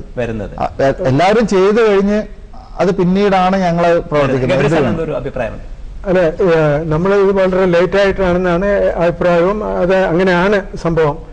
ഇപ്പൊ ഞാൻ ഈ ജപ്പാനിലൊരു സംഗതി കണ്ടത്, അവര് ആൾറെഡി 2050 വേൾഡ് കപ്പ് ജേതാക്കളാണെന്നാണ് അവർ പറയുന്നത്. 2050 2015 അവർ ഫസ്റ്റ് 10 റാങ്കിങ്ങിൽ വരും. 35 വർഷങ്ങൾക്കപ്പുറത്തേക്കാണ് അവർ പ്ലാൻ ചെയ്യുന്നത്. അതിൽ കളിക്കുന്ന കുട്ടികൾ ജനിച്ചിട്ടില്ല. അപ്പൊ അവര് എങ്ങനെയാണെന്ന് പറഞ്ഞാല് ഇപ്പൊ അവർ നോക്കുന്ന ഇപ്പോഴത്തെ വേൾഡ് ചാമ്പ്യൻസ്, ഇപ്പോഴവരുടെ നിലവാരം, ഇത് തമ്മിലുള്ള അന്തരം എന്താണ്? വെദർ അത് ഒരു മെന്റൽ സ്ട്രെങ്തിൻ്റെതാണോ, ഫിസിക്കൽ സ്ട്രക്ചറിൻ്റെതാണോ, അതോ പിന്നെ ടെക്നിക്കൽ എബിലിറ്റിയുടെ കുറവാണോ എന്നുള്ളതിനെ പറ്റി പഠിച്ചിട്ട് അതിന് നിർത്തിക്കൊണ്ടുവരാനുള്ള ഒരു പരിപാടിയിലാണ്. അതിനുവേണ്ടി ടെക്നിക്കൽ ഡിപ്പാർട്ട്മെന്റിന് അത് മുൻകൂട്ടി കണ്ടുകൊണ്ടാണ് അവർ കാര്യങ്ങൾ നീക്കുന്നത്. അതെ, അവർ തന്നെ 2015 ഫസ്റ്റ് 10 വരാൻ വേണ്ടിയുള്ള പ്രവർത്തനങ്ങൾ, അതിനുവേണ്ടിയുള്ള ഗ്രാസ് റൂട്ട് ലെവലിലെ ട്രെയിനിങ്, കോച്ച് എഡ്യൂക്കേഷൻ. അവിടെ തന്നെ ഇപ്പം നോക്കുമ്പോഴത്തേക്ക് ഇപ്പൊ തന്നെ അബൌട്ട് 70,000 കോച്ചസ് ഉണ്ട് ജപ്പാനിൽ. ഇവിടെ നമ്മൾ ഓൾ ഇന്ത്യ ഫുട്ബോൾ ഫെഡറേഷൻ ഇത് ലേറ്റ് ആയിട്ട് തുടങ്ങിയിട്ട് നമ്മുടെ ഒരു 3,000 അകത്തേ നിൽക്കുന്നുള്ളൂ. അപ്പൊ വളരെ വ്യക്തമാണ്. ഞാൻ താങ്കളിലേക്ക് വരാം. നമ്മളോടൊപ്പം സൈക്കോളജിസ്റ്റും അതുപോലെ തന്നെ മുൻപ് നാഷണൽ ഗെയിംസ് കളിച്ചിട്ടുള്ള വ്യക്തിയുമായ ശ്രീ രാഹുൽ നായർ ഉണ്ട്. രാഹുൽ, ഇന്ത്യയുടെ ഒരു സൈക്കോളജി അല്ലെങ്കിൽ ഇന്ത്യക്കാരുടെ സൈക്കോളജി സാധാരണഗതിയിൽ പറഞ്ഞു വരാറുണ്ട്, നമ്മൾ ലെസ് ചലഞ്ചിങ് ആണ് കാര്യങ്ങളോട്, അല്ലെങ്കിൽ കൂടുതൽ നമ്മളിലേക്ക് ഒതുങ്ങാൻ ആഗ്രഹിക്കുന്ന ഒരു ടെൻഡൻസി ഉണ്ട്, ലെസ് അജിറ്റേറ്റഡ് ആണ്, അങ്ങനെയൊക്കെ പറയാറുണ്ട്. ഇത്തരത്തിൽ ഇന്ത്യക്കാരുടെ ഈ ഒരു തരത്തിലുള്ള മാനസികാവസ്ഥ ഇന്ത്യയിലെ യുവത്വത്തിന്റെ വ്യക്തികളുടെ സൈക്കോളജി നമ്മുടെ ഫുട്ബോൾ പോലുള്ള ഒരു ഗെയിമിൽ നിന്നും പിന്നിലേക്ക് വലിച്ചതിൽ ഒരു ഭാഗമാണോ? തീർച്ചയായിട്ടും. ഒരുപക്ഷെ ഞാനിവർ പറയാൻ പോകുന്ന എന്റെ പോയിന്റുകളൊന്നും ഇവർ പറഞ്ഞ പോയിന്റുകളായിട്ട് ബന്ധം ഉണ്ടായിക്കണമെന്നില്ല. ഒരു ഗെയിമിനെ കുറിച്ച്, ഗെയിം എന്താണെന്ന് വെച്ചാൽ സൈക്കോളജിക്കലി പറയുന്നത് it's A rehearsal of instincts എന്നാണ് അറിയപ്പെടുന്നത്. ഒരു പെർഫോമൻസ് ഉണ്ടാവണമെങ്കിൽ, ഒരു നല്ല പെർഫോമൻസ് ഉണ്ടാണെങ്കിൽ രണ്ട് പ്രധാനപ്പെട്ട ഘടകങ്ങളുണ്ട്. ഒന്ന് ഫിസിക്കൽ ഘടകമാണ്, പിന്നെ മെന്റൽ ഘടകമാണ്. ഇത് രണ്ടും ഉണ്ടായി വരുന്നതെന്ന് പറഞ്ഞാൽ പ്രധാനപ്പെട്ട രണ്ട് ആംഗിളുകളാണ്. ഒന്ന് ജനറ്റിക് ആംഗിൾ, ജന്മനാ വന്നു ചേരുന്ന കുറെ സ്വഭാവ സവിശേഷതകൾ ഉണ്ടാകാം, നമ്മുടെ ഫിസിക്കൽ ആട്രിബ്യൂട്ട്സ് ആകാം, ഇങ്ങനെ കുറെ സംഗതികളാണ്. അതുകൂടാതെ തന്നെ നമുക്ക് എൻവയറമെന്റ് സപ്പോർട്ട് ചെയ്ത് നമ്മുടെ അന്തരീക്ഷങ്ങൾ സപ്പോർട്ട് ചെയ്ത് കൊടുക്കുന്ന രീതിയിലുള്ള കുറെ ആട്രിബ്യൂട്ട്സ് ഉണ്ട്. നിർഭാഗ്യവശാൽ നമ്മൾ പുറകോട്ട് തിരിഞ്ഞ് നോക്കുമ്പോൾ ചില പെർട്ടിക്കുലർ കൈൻഡ് ഓഫ് ഗെയിമിൽ നമ്മുടെ ഇന്ത്യക്കാരുടെ ഈ രണ്ട് സംഗതികളും സപ്പോർട്ട് ചെയ്യുന്നില്ലെന്നാണ് കാണുന്നത്. എന്താന്ന് പറഞ്ഞാൽ, ഒന്ന് ജനറ്റിക്കൽ പാർട്ട് ഞാൻ എടുക്കാം. അതായത് ഏറ്റവും ചൂട് കൂടിയ പ്രദേശങ്ങളിലുള്ള ആൾക്കാർക്കെല്ലാം തന്നെ പൊതുവെ തന്നെ ഒരു ലോ സസ്റ്റെയിൻഡ് അഗ്രഷൻ ആണെന്നാണ് പറയുന്നത്. അപ്പോൾ നമ്മൾ ആ ബെൽറ്റിലുള്ള ഗെയിംസിന് എടുത്ത് നോക്കിയാൽ ആരൊക്കെയാണ് ഫേമസ് ആയിട്ട് ഫുട്ബോൾ പോലുള്ള ഗെയിമിൽ നിൽക്കുന്നത്? ഫുട്ബോൾ ഒരുപാട് അഗ്രഷൻ കാണിക്കേണ്ട ഗെയിമുകളാണ്. ഇതെല്ലാം ഫേമസ് ആയിട്ട് കൂടുതൽ തണുപ്പ് കൂടിയ പ്രദേശം. ആഫ്രിക്കൻ രാജ്യങ്ങൾ വളരെ മുൻതൂക്കത്തിൽ തന്നെ നിൽക്കുന്നത്. ഞാൻ പറഞ്ഞത് അവിടെയുണ്ട്. അവിടെ ആഫ്രിക്കൻ രാജ്യങ്ങളെല്ലാം വീണ്ടും എടുത്ത് പറയേണ്ട സംഭവം എന്ന് പറഞ്ഞിട്ടുണ്ടെങ്കിൽ, ആഫ്രിക്കൻ രാജ്യങ്ങളിലെ ചില പ്രത്യേക ട്രൈബുകളിൽ മാത്രമാണ് ഇത് കണ്ടിരിക്കുന്നത്. അതാണ് ഞാൻ പറഞ്ഞു, വീണ്ടും ജനറ്റിക്കലി കുറച്ച് വ്യത്യസ്തത ഇതിനകത്ത് വന്നു ചേരുന്നുണ്ട്. ആഫ്രിക്കയിൽ എല്ലാ ആഫ്രിക്കൻ രാജ്യങ്ങളും വരുന്നില്ല, വളരെ സെലക്റ്റീവ് ആയിട്ടുള്ള ചില ആഫ്രിക്കൻ രാജ്യങ്ങൾ. ഞാൻ രാഹുലിലേക്ക് ഇതേ ഒപ്പീനിയനിൽ തന്നെ തിരിച്ചു വരാം. ശ്രീ ഗബ്രിയേൽ ജെയിംസ്, എന്തുമാത്രം ശരിയുണ്ട് രാഹുലിന്റെ ഒരു അഭിപ്രായം? ഒരു പക്ഷേ ഒരുപാട് എക്സ്പേർട്ടുകൾ, ഒരുപാട് അനലിസ്റ്റുകൾ പറഞ്ഞു കേൾക്കുന്ന ഒരു അഭിപ്രായമാണ്. ഈവൻ മാഞ്ചസ്റ്റർ യൂണിവേഴ്സിറ്റിയുടെ തന്നെ ഈ ഫുട്ബോൾ സൈക്കോളജിയെ കുറിച്ചും സ്പോർട്സ് സൈക്കോളജിയെ കുറിച്ചും പഠിക്കുന്ന വിഭാഗവും ഇത്തരത്തിൽ ജനറ്റിക്സിന്റെ ഒരു ഇമ്പോർട്ടൻസ് ഏഷ്യയിൽ നിന്നും ഫുട്ബോൾ വളരാത്തതിന്റെ കാരണമായിട്ട് പറയുകയുണ്ടായി, ജപ്പാൻ ഉണ്ടെങ്കിൽ കൂടെ. ഈ ജനറ്റിക്സിന്, പ്രത്യേകിച്ചും ഇന്ത്യക്കാരുടെ ഒരു ജനറ്റിക്കൽ രീതികൾക്ക്, ഈ പറഞ്ഞ ക്ലൈമാറ്റിക് കണ്ടീഷൻസിന് ഒക്കെ ഇതിൽ വലിയൊരു പങ്കുണ്ടോ? ഇതില് അദ്ദേഹം പറഞ്ഞ കണക്ക് ഇപ്പോ ഈ ആഫ്രിക്കൻ കൺട്രീസിൽ ഇപ്പൊ നമ്മൾ ഈ അത്ലറ്റിക്സ് എടുത്താല് മിക്കവാറും ഈ സ്പീഡ് റൺസിലൊക്കെ അവരാണ് മുന്നിട്ടേക്കുന്നത്, അവരുടെ റിയാക്ഷൻ എബിലിറ്റിയും മറ്റുമൊക്കെ എടുത്ത്. നമുക്കത് ജനറ്റിക്സിന്റെ ഒരു ഭാഗമാണെന്ന് പറയാൻ കഴിയുമോ? ഒരു ഭാഗമുണ്ട്. എങ്കിൽ തന്നെയും മറ്റു ഭാഗങ്ങളിലും കൂടെ നമ്മൾ അതിനെ ഇപ്പൊ നമ്മളിത് ഈ ഫുട്ബോൾ എടുക്കുമ്പോൾ തന്നെ ഇതിൽ സ്പീഡ്, സ്ട്രെങ്ത്, എല്ലാം സ്കില്ല്, ഇതെല്ലാം കൂടെ കലർന്നാണ് ഇത് വരുന്നത്.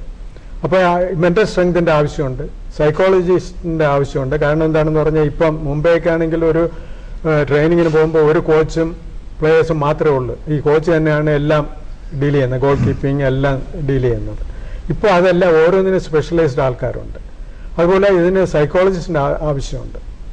കാരണം ഈ പറഞ്ഞ ജനറ്റിക്സും സൈക്കോളജിയും ഒരു വലിയ പങ്ക് വഹിക്കുന്നുണ്ടെന്നാണ് താങ്കൾ പറയുന്നത്. Psychology definitely. കാരണം ഞാൻ ഒരു കാര്യം പറയാം, ഞാൻ ജർമ്മനിയിൽ ഒരു വർഷം ട്രെയിനിങ്ങിന് പോയിരുന്നു.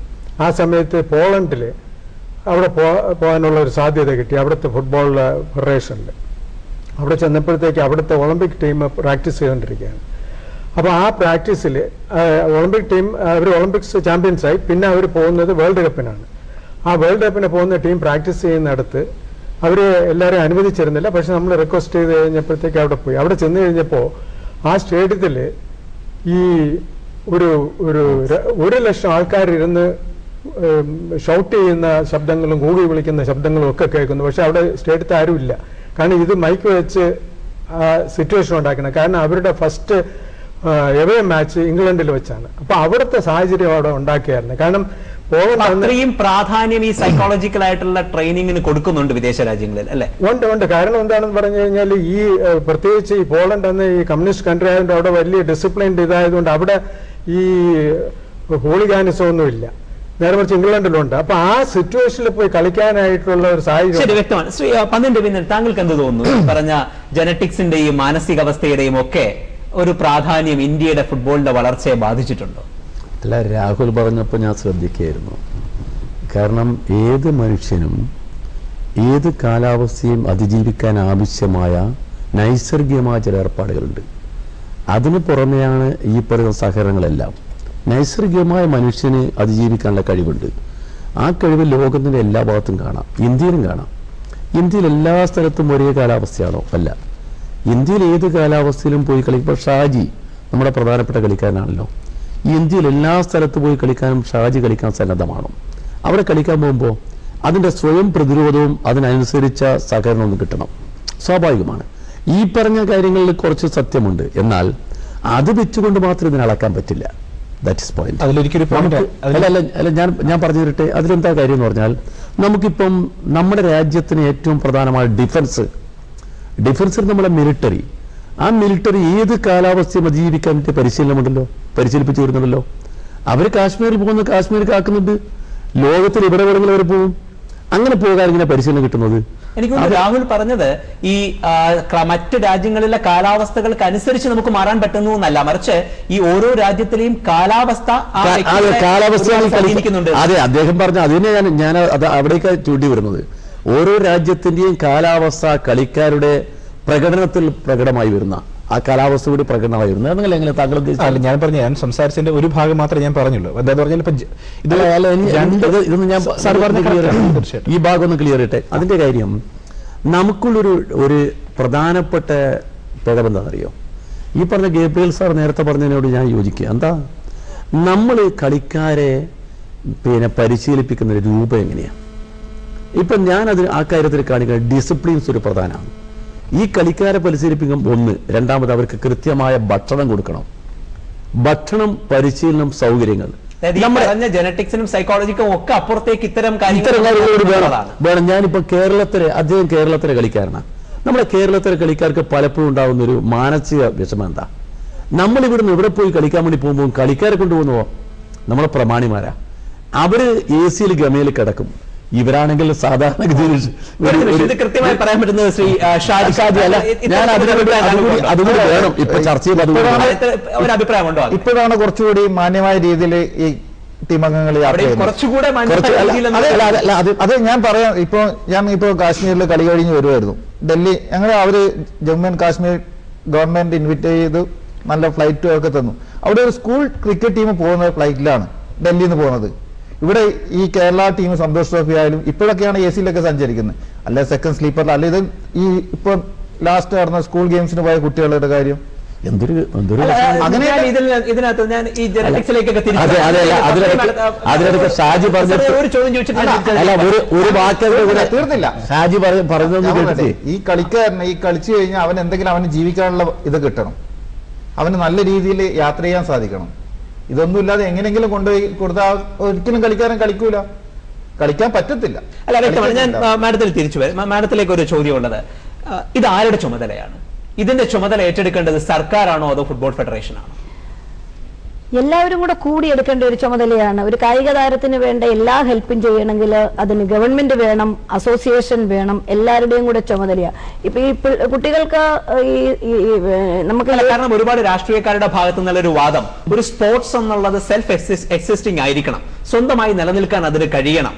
അതുകൊണ്ട് തന്നെ അത് സ്പോർട്സ് സംഘടനകളുടെ ഒരു രീതിയാണ് അതിന്, അല്ല അവരുടെ ഒരു ഇനിഷ്യേറ്റീവാണ് അതിനുണ്ടാവേണ്ടതെന്ന് പറഞ്ഞു കേൾക്കും. ഒരു കായിക താരം മെഡൽ നേടുന്നത് ആ നാടിന് വേണ്ടിയിട്ടാണ്, അല്ലാതെ ഒരു പർട്ടിക്കുലർ ഒരു പോർഷൻ ഒരാൾക്ക് വേണ്ടിയിട്ടല്ല. അപ്പം എല്ലാവരുടെയും കൂടെ ചുമതലയാണ് ഒരു ടീമിനെ നന്നായിട്ട് കൊണ്ടുപോവുക, എടുക്കുക എന്നുള്ളത്. ഇപ്പൊ ഞാൻ പറയാം, നമ്മളിപ്പോ ഫുട്ബോൾ ടീം പോകുന്നിരുന്നോട്ടെ, ഫുട്ബോൾ മത്സരങ്ങൾ കഴിഞ്ഞ് അവരുടെ അസോസിയേഷനാണ് ഇവരുടെ കാര്യങ്ങളെല്ലാം ചെയ്യേണ്ടത്.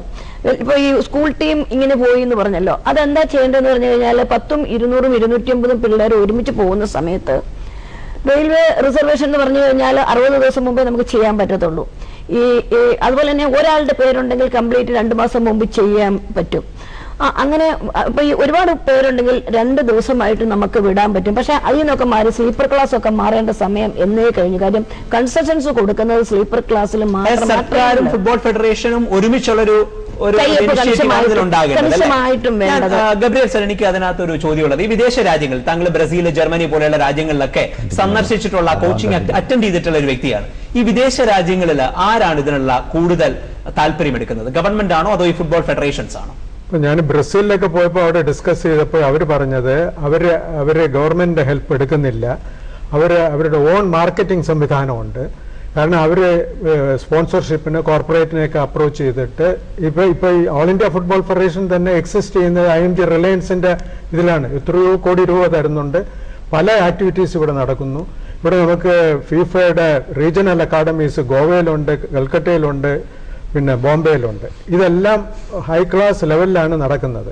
വളരെ ടോപ്പ് ക്ലാസ് ലെവലിലുള്ള ഭക്ഷണം, താമസ സൗകര്യം, ഗ്രൗണ്ട്, ആസ്ട്രോടാർപ്പ് ഗ്രൗണ്ട്, ഇതെല്ലാം കൊടുത്ത് ആണ് അവിടെ സംവിധാനങ്ങളുണ്ട്. ഇതിനെല്ലാം തന്നെ IMG റിലയൻസ് ഹെൽപ്പ് ചെയ്തിട്ടാണ് ഇത് പോകുന്നത്. അപ്പോൾ ഓൺ ഇതിലാണ് ഇപ്പോൾ താങ്കൾ പറയുന്നത് സർക്കാരിന്റെ ഒരു ഇനിഷ്യേറ്റീവിന് അപ്പുറത്തേക്ക് അത് സ്വന്തമായി നിലനിൽക്കുന്ന രീതിയിൽ സ്പോർട്സ് മാറണമെന്നാണോ? തീർച്ചയായിട്ടും അങ്ങനെ മാറാൻ കഴിയുമോ ശ്രീ പന്നിന്റെ? അല്ല, ഗബ്രിയേൽ സാർ പറഞ്ഞെടുത്ത് ഒരു ഭാഗമുണ്ട്, അത് പ്രൊഫഷണൽ ഫുട്ബോളാണ്.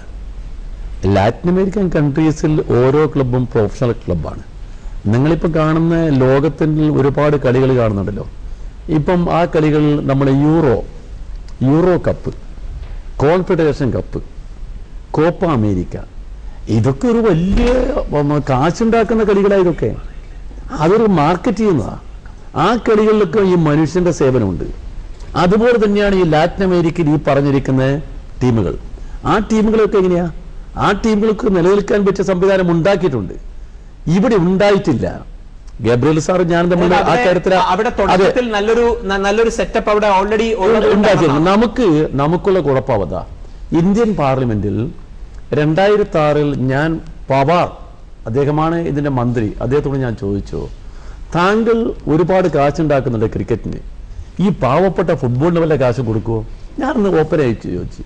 അത് കഴിഞ്ഞപ്പോൾ പവാർ എന്നോട് ചോദിച്ചു, പന്നീൻ എന്താ ഇങ്ങനെ പറഞ്ഞു? ഞാൻ പറഞ്ഞു അദ്ദേഹത്തോട് ചോദിക്കും, പ്രബുൽ പട്ടേൽ സാറുണ്ട്, അദ്ദേഹമല്ലേ ഇതിന്റെ മന്ത്രി എന്ന് പറഞ്ഞാൽ. നമ്മുടെ രാജ്യത്ത് ഈ ഗെയിമിനൊക്കെ നല്ല അവഗണനയുണ്ട്. നിങ്ങൾ പറയുന്ന മാതിരി വെറും ഈ സ്പോർട്സ് കൗൺസിൽ മാത്രം വിചാരിച്ചാൽ പോരാ. സ്പോർട്സ് കൗൺസിലും അതുപോലെ തന്നെ സെപ്പറേറ്റ് ഓരോന്നിനും ഫുട്ബോൾ അസോസിയേഷൻ എല്ലാം ഉണ്ട്. അവരൊക്കെ താല്പര്യം എടുക്കൽ മാത്രമല്ല, എന്നെ എന്തിനാ അവർ ചുമതല ഏൽപ്പിക്കുന്നത്? ഞാൻ എവിടെയെല്ലാം സമ്പത്തുണ്ട് ആ സമ്പത്ത് കേന്ദ്രീകരിച്ച് കൊണ്ടുവരാൻ ചുമതല ഏൽപ്പിക്കുന്നത്. ഉദ്യോഗസ്ഥന്മാരെ മാത്രം വെച്ചോണ്ട് കാര്യമില്ല, ആ ചുമതല ഏൽക്കുന്ന ആളത് ചെയ്യണം. അത് ചെയ്യാത്തതിന് ദോഷമാണത്. ഇവിടെ നമുക്ക് പലപ്പോഴും ഉണ്ടാകുന്ന കാര്യം എന്താ, ഏതിനും ഇപ്പം കളിക്കാർക്ക് വേണ്ടി ഒരുപാട് കാശ് നീക്കി വെച്ച് ആ കളിക്കാർക്ക് കൃത്യമായി കിട്ടുന്നുണ്ടോ പരിശോധിക്കണ്ടേ? കളിക്കാരെന്ന് പറഞ്ഞ രാജ്യത്തിന്റെ സമ്പത്താ കളിക്കാർ. താങ്കൾ പറയുന്നത് കൂട്ടായ ഒരു പരിശ്രമം വേണ്ടത്. അതോടൊപ്പം തന്നെ ഏത് ഗെയിമാണോ നമ്മൾ ഇപ്പം ഇംപ്ലിമെന്റ് ചെയ്യാൻ പോകുന്നത്, ആ ഗെയിമിന് ഉത്തരവാദികളായതിന്റെ അസോസിയേഷനുകളുണ്ട്. അസോസിയേഷനുകൾക്കുള്ളൊരു താല്പര്യമുണ്ട്. നമ്മളിപ്പോ 50 താങ്കൾ നേരത്തെ തുടങ്ങുമ്പോൾ പറഞ്ഞല്ലോ, 50 നമ്മൾ വേൾഡ് കപ്പിൽ നമുക്ക് എൻട്രി കിട്ടിയല്ലോ. എങ്ങനെ എൻട്രി കിട്ടി അതുകൂടി താങ്കൾ മനസ്സിലാക്കി. മറ്റ് ഏഷ്യൻ എന്നാൽ പോലും നമുക്ക് പോകാൻ പറ്റുമായിരുന്നു. കാരണം നമ്മുടെ കളിക്കാരെ പറ്റി അത്രമാത്രം പിന്നെ ധാരണ ഉണ്ടായിരുന്നു. പക്ഷെ അതിനുശേഷം എന്ത് ചെയ്തു? 53-ലൊക്കെ ഇന്ത്യയുടെ ക്യാപ്റ്റൻ ശൈലേഷ് മന്ന ലോകത്തിലെ തന്നെ 10 നല്ല ക്യാപ്റ്റന്മാരിൽ ഒരാളായിട്ടുള്ള ഫിഫയുടെ ലിസ്റ്റിലൊക്കെ മന്ന വളരെ ഒളിമ്പ്യൻ മന്ന എന്ന് പറഞ്ഞാൽ ഏറ്റവും മോഹൻ ബഗാന്റെ കളിക്കാരനായിരുന്നു അദ്ദേഹം ലോകം കണ്ട കളിക്കാരെ കൊടുത്ത ഒരാളായി വരേണ്ട ആളാ. പക്ഷെ ഇവിടെയുള്ള പ്രശ്നം അതാണ്. ഇപ്പോഴും പറയുന്നെന്താ, ഇപ്പോഴും ഇവിടുന്ന് പറയുന്നെന്താ, സ്കൂളുകളിൽ പോയിട്ട് സ്കൂളുകളിൽ 7th സ്റ്റാൻഡേർഡ് മുതലാണ് ഇപ്പൊ പറയുന്നത്. അത് പോരാ. നമ്മൾ കൊച്ചുകുട്ടികളൊക്കെ ദീർഘമായി ഇപ്പൊ ജപ്പാന്റെ കാര്യം പറഞ്ഞല്ലോ. ജപ്പാൻ എത്ര കാലം മുതലാ, എത്ര കാലമാണ് നോക്കുന്നത് പോകുന്ന കുട്ടികൾക്ക് വേണ്ടി ഉണ്ടായിരുന്നു. അങ്ങനെ പ്ലാൻ ചെയ്യണം. ഇപ്പൊ 3ാം തരത്തിൽ പഠിക്കുന്ന കുട്ടികളെയാണ് ഇപ്പൊ ഞാൻ നേരത്തെ പറഞ്ഞ പോലെ സ്പെയിൻ കൊണ്ടിരുന്നത്. ആ സ്പെയിൻ കൊണ്ടിരുന്നിട്ടോ ആ കുട്ടികൾ ഉപയോഗിച്ച് സ്പെയിനിലെ ഈ പ്രൊഫഷണൽ മത്സരങ്ങൾ പങ്കെടുപ്പിക്കുക. ആ പ്രൊഫഷണൽ മത്സരത്തിൽ കാശ് കിട്ടുന്നുണ്ട്. ഇപ്പം പെലെ തന്നെ പറഞ്ഞത് എന്റെ കുടുംബം ഒന്ന് ആശ്വസിച്ചത് ഞാൻ 14-ാം വയസ്സിൽ കളിക്കാൻ തുടങ്ങിയപ്പോഴാണ്. 14-ാം വയസ്സിൽ ജൂനിയർ ടീമിൽ കളിക്കാൻ തുടങ്ങിയപ്പം അദ്ദേഹത്തിന് കാശ് കിട്ടാൻ തുടങ്ങി. ഇത് ജീവിതമാണ്. ഇതുമായി ബന്ധപ്പെട്ട എനിക്ക് ഒരു ചോദ്യം, ഒരു വിമർശനം പറഞ്ഞു കേൾക്കുന്നത്, ഇന്ത്യയിൽ ഫുട്ബോൾ ഒരു ഇൻസ്റ്റിറ്റ്യൂഷണൽ ഗെയിമാണ്, അല്ലെങ്കിൽ ജോലി ചെയ്യുന്ന ആൾക്കാർ തന്നെയാണ് ഫുട്ബോൾ കളിക്കുന്നത്. അപ്പൊ ഇവർക്ക് ജോലിയും ഫുട്ബോളും മുഴുവനായിട്ടുള്ള ഒരു ശ്രദ്ധ ഒന്നിലും കൊടുക്കാൻ കഴിയുന്നില്ല. അതുകൊണ്ട് നമ്മൾ ഒത്തിരി പിന്നോട്ടം പോകുന്നു എന്ന് പറഞ്ഞു കേൾക്കാറുണ്ട്. എന്താ ഈ സ്പോർട്സ് രംഗത്ത് ഇതുപോലുള്ള ഒരുപാട് കാര്യങ്ങളുണ്ട്. കാര്യം എന്നാന്ന് വെച്ച് കഴിഞ്ഞാൽ ഇന്ന് ഇപ്പോൾ ഒരു കുടുംബത്ത് 1-2 കുട്ടികളെ കാണുള്ളൂ. അവരൊക്കെ മാക്സിമം ഇന്ന് ഞാൻ കണ്ടുവരുന്നതാണ്. പണ്ടൊക്കെ ആണെങ്കിൽ ഒരു കുഴപ്പമില്ലാതെ കായിക താരങ്ങളെല്ലാം ഒരു മിഡിൽ ക്ലാസ് ഫാമിലിയിൽ നിന്ന് വരുമായിരുന്നു. ഇന്ന് അതൊക്കെ മാറിയിട്ട് ഏത് ഗെയിമിലാണ് അല്ലെങ്കിൽ ഏത് ഗെയിമിനാണ് നമുക്ക് മാർക്ക് കിട്ടുക, അല്ലെങ്കിൽ ഏത് രീതിയിൽ ഏത് ഗെയിമിൽ പോയാലേ ജോലി കിട്ടുള്ളൂ, അങ്ങനെയുള്ള ഒരു രീതിയിലേക്ക് ഓരോ ഡിസിപ്ലിനും വന്നിരിക്കുകയാണ്. അപ്പം ഈ ഫുട്ബോളിനെ സംബന്ധിച്ച് പറയുമ്പോഴത്തേക്ക് ഈ ഇന്ന് കായിക താരങ്ങൾ ഇപ്പം അത്ലറ്റിക്സിൽ ഒരുപാട് പിള്ളേർ വരുന്നുണ്ട്. കാര്യം ഇൻഡിവിജ്വൽ ഗെയിമാണ്. ഓടി വന്നു കഴിഞ്ഞാൽ സ്റ്റേറ്റ് നാഷണലിലൊക്കെ പോയി കഴിഞ്ഞാൽ ജോലിയുണ്ട്, ഗവൺമെന്റ് ജോലി കൊടുക്കുന്നുണ്ട്, ഇങ്ങനെയുള്ള കാര്യങ്ങൾ. ഫുട്ബോളിനെ സംബന്ധിച്ച് പറയുമ്പം നമുക്ക് 80കളിലൊക്കെ ഒരുപാട് ടീമുകളെ പലയിടവും എടുക്കുമായിരുന്നു. ഇന്ന് അതൊന്നുമില്ല. നമുക്ക് ടൈറ്റാനിയത്ത് ഒക്കെ ടീമുകളുണ്ടായിരുന്നു, ട്രാൻസ്പോർട്ട് ടീമുകളുണ്ടായിരുന്നു. അതൊക്കെ മാറിയിട്ട് ഇന്ന് പോലീസിലും അങ്ങനെ ചുരുക്കം ടീമുകൾ മാത്രമേ ഉള്ളൂ. കായിക താരങ്ങൾക്ക് എപ്പോഴും ജോലി വേണം. ഇന്ന് പല സ്ഥലങ്ങളിലും ജോലി ചെയ്യുന്ന കായിക താരങ്ങൾക്ക് രണ്ടും കൂടെ ഒരുമിച്ച് കൊണ്ടുപോകാനും ബുദ്ധിമുട്ടുണ്ട്. ഇപ്പൊ എക്സാമ്പിൾ ആയിട്ട് ഒരു സ്ഥാപനത്തിൽ ജോലി കൊടുക്കുമ്പോൾ അവരൊരു 11 to 3 സമയം കൊടുത്ത് ബാക്കിയുള്ള സമയം അവിടെ അവർ മറ്റുള്ളവരെ പോലെ ജോലി ചെയ്യുക. എന്നിട്ട് ഇവർക്ക് പോയി റെസ്റ്റ് എടുത്തിട്ടൊന്നും പോകാനായിട്ട് പറ്റുന്നില്ല. പിന്നെ വേറൊരു കാര്യമുള്ളത്, നമ്മുടെ ഇവിടെ ജോലി ഒരു കായിക താരത്തിന് എന്ത് തരത്തിലുള്ള ഒരു പരിഹാരമാണ് താങ്കളുടെ അനുഭവത്തിൽ തോന്നിയിട്ടുള്ളത്? കാര്യം ഞാൻ സ്പോർട്സ് ചെയ്തുകൊണ്ടിരുന്നപ്പോൾ തന്നെ +1 തന്നെ ജോലി കിട്ടി. അതിനുശേഷം ഞാൻ റെയിൽവേയിലായിരുന്നു. എനിക്ക് റെയിൽവേ എല്ലാ സപ്പോർട്ടുകളും ചെയ്തു തന്നു. അതുകൊണ്ടാണ് നമ്മൾ ഒരു നല്ല ലെവലിൽ വരാൻ പറ്റുന്നത്. കായിക താരങ്ങളെ ജോലിക്ക് എടുത്തു കഴിഞ്ഞാൽ അവർ ആ ജോലിയിൽ നിന്ന് അവർ എന്തുമാത്രം സമയം അവർ ആ രംഗത്തുണ്ടോ ആ സമയം വരെ അവരെ ഒരു ടീം ബേസ് ചെയ്ത് അവർക്ക് പ്രാക്ടീസ് മാത്രം ചെയ്യാൻ പറഞ്ഞ കാര്യം വ്യക്തമാണ്. ശ്രീ രാഹുൽ, താങ്കൾ നേരത്തെ മനഃശാസ്ത്രപരമായ കാര്യങ്ങളെ കുറിച്ച് വിവരിക്കുകയായിരുന്നു. ഞാൻ ഇടപെട്ടതുകൊണ്ടാണ് താങ്കൾ നിർത്തിയത്. ഓക്കെ, അല്ല, ജനറ്റിക്സിന്റെ ഭാഗം കൂടാതെ തന്നെ മറ്റൊരു ഭാഗം കൂടിയുണ്ട്. ഞാൻ പറഞ്ഞത് ഒന്ന് ജനറ്റിക്സ് ആണെങ്കിൽ മറ്റൊന്ന് എൻവയറൺമെന്റിന്റെ സപ്പോർട്ട് ഉള്ള ഒരുപാട് ആവശ്യമുണ്ട്. ഇതിൽ ഏതിനാണ് കൂടുതൽ വേണ്ടത്? ഇപ്പൊ ഇത്രയും ചർച്ച മുന്നോട്ട് പോയപ്പോഴത്തേക്കും കൂടുതൽ നമ്മൾ ചർച്ച ചെയ്ത് അത്രയും തന്നെ ഒരു എൻവയറൺമെന്റിന്റെ ഭാഗം എന്ന് പറഞ്ഞാൽ ഈ പറയുന്ന ഫുട്ബോൾ ഫീൽഡ് ഉണ്ടാവണം, നല്ല ഭക്ഷണം ഉണ്ടായി വരേണ്ടതുണ്ട്. അപ്പം ഇതിൽ ഏതിനാണ് കൂടുതൽ പ്രാധാന്യം എന്ന് ചോദിച്ചു കഴിഞ്ഞാൽ ഇതൊരു റെക്ടാങ്കിളിന്റെ ഏരിയ ലെങ്ത് കൊണ്ടാണോ ഈ പറഞ്ഞ ബ്രെഡ്ത്ത് കൊണ്ടാണോ നിർണ്ണയിക്കുന്നതെന്ന് പറയണമല്ലിരിക്കും. അപ്പം ജനറ്റിക്കലി ഇവർ വീക്കർ ആണെങ്കിലും നമുക്ക് ഒരുപാട് തരത്തിൽ ഇന്നത്തെ ആധുനിക സ്പോർട്സിലൊക്കെ തന്നെ ഞാൻ മനസ്സിലാക്കുന്നത് അതൊക്കെ സപ്ലൈ ചെയ്യാനും സപ്പോർട്ട് ചെയ്യാനായിട്ടുള്ള ഒരുപാട് ന്യൂട്രിയൻസ് ഇന്ന് അവൈലബിൾ ആണ്.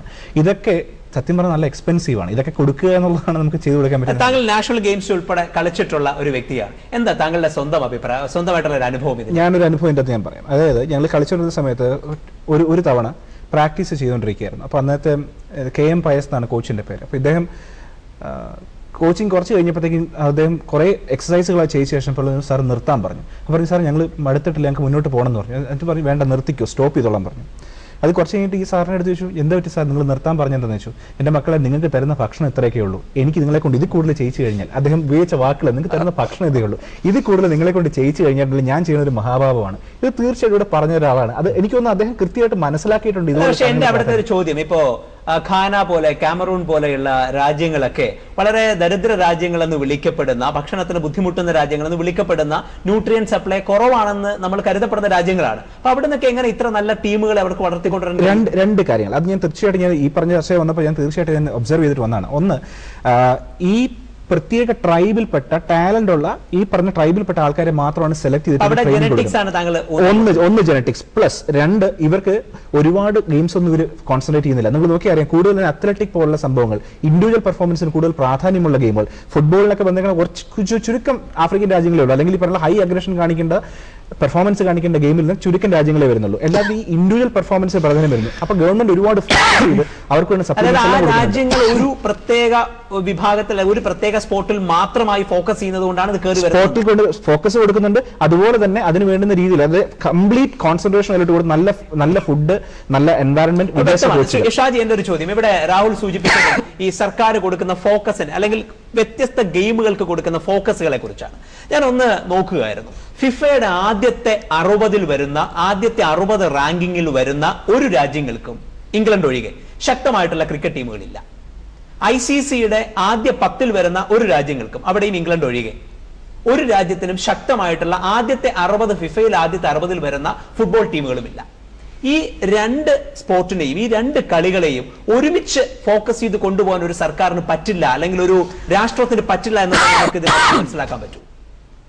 അതല്ല, ഫുട്ബോളും ക്രിക്കറ്റും തമ്മിൽ കൂട്ടിക്കിടക്കണ്ട. അത് അവരുടേതായ രീതിയിൽ അവർ മുന്നോട്ട് കൊണ്ടുവരികയാണ് ക്രിക്കറ്റിനെ.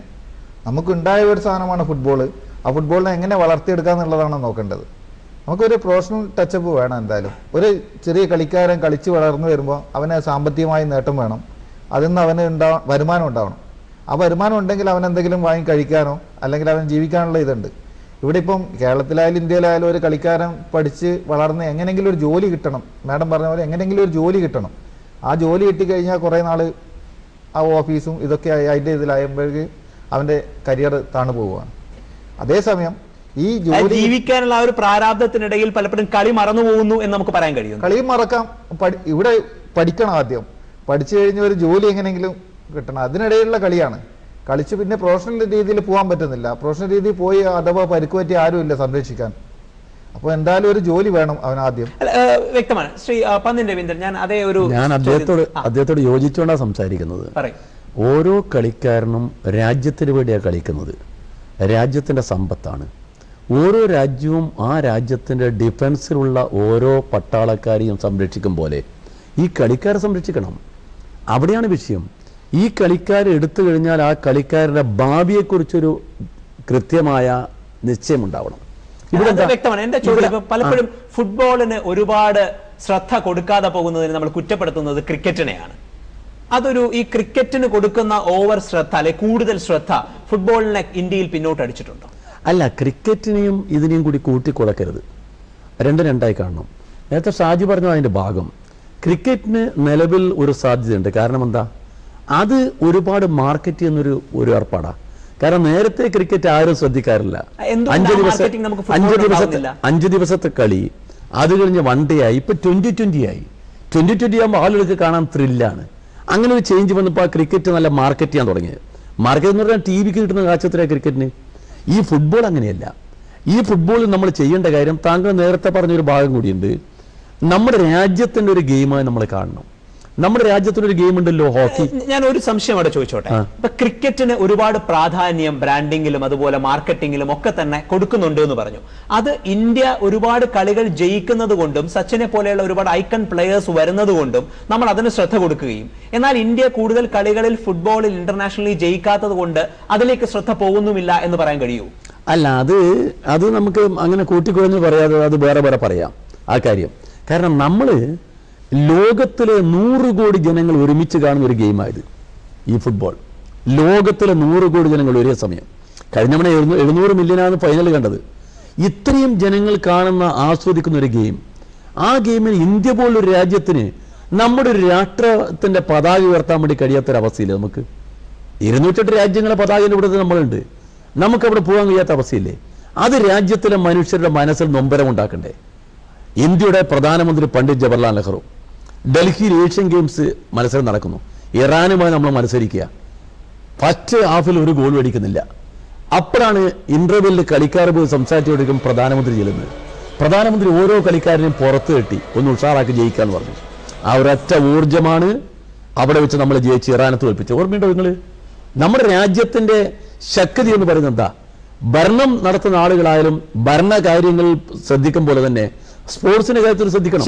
ആ സ്പോർട്സിൽ പ്രധാനമായ ലോകത്തിൽ ഫുട്ബോൾ അഭിപ്രായത്തില് ഈ പന്തിൻ രവീന്ദ്രൻ പറയുന്നത് കൂടുതലും ശ്രദ്ധ ഗവൺമെന്റിന്റെ ഭാഗത്തു നിന്ന്, രാഷ്ട്രീയക്കാരുടെ ഭാഗത്തു നിന്ന്, ഇന്ത്യയുടെ പ്രധാന പോളിസി മേക്കേഴ്സിന്റെ ഭാഗത്തു നിന്ന് ഈ ഫുട്ബോളിന് ഉണ്ടാകണം എന്നുള്ളതാണ്. എന്നാൽ നേരത്തെ താങ്കൾ പറഞ്ഞത് ഇത് സ്വയം നിലനിൽക്കുന്ന ഒരു സംവിധാനമായി മാറണം എന്നുള്ളതാണ്. എങ്ങനെ നോക്കിക്കാണുന്നു? അല്ല, ഇതൊരു കൂട്ടായ്മയിൽ കൂടെയാണ്. പന്തിൻ രവീന്ദ്രൻ സാർ പറഞ്ഞ കണക്ക് ഭരണാധികാരികളും ഇതിനെ എൻകറേജ് ചെയ്യാനായിട്ടുണ്ടാവണം. അതേസമയം ഫുട്ബോൾ ഫെഡറേഷൻ അവർക്ക് എക്സിസ്റ്റ് ചെയ്യാനായിട്ട് അവരുടെ ഓൺ മാർക്കറ്റിംഗ് സംവിധാനവും ഉണ്ടാവണം.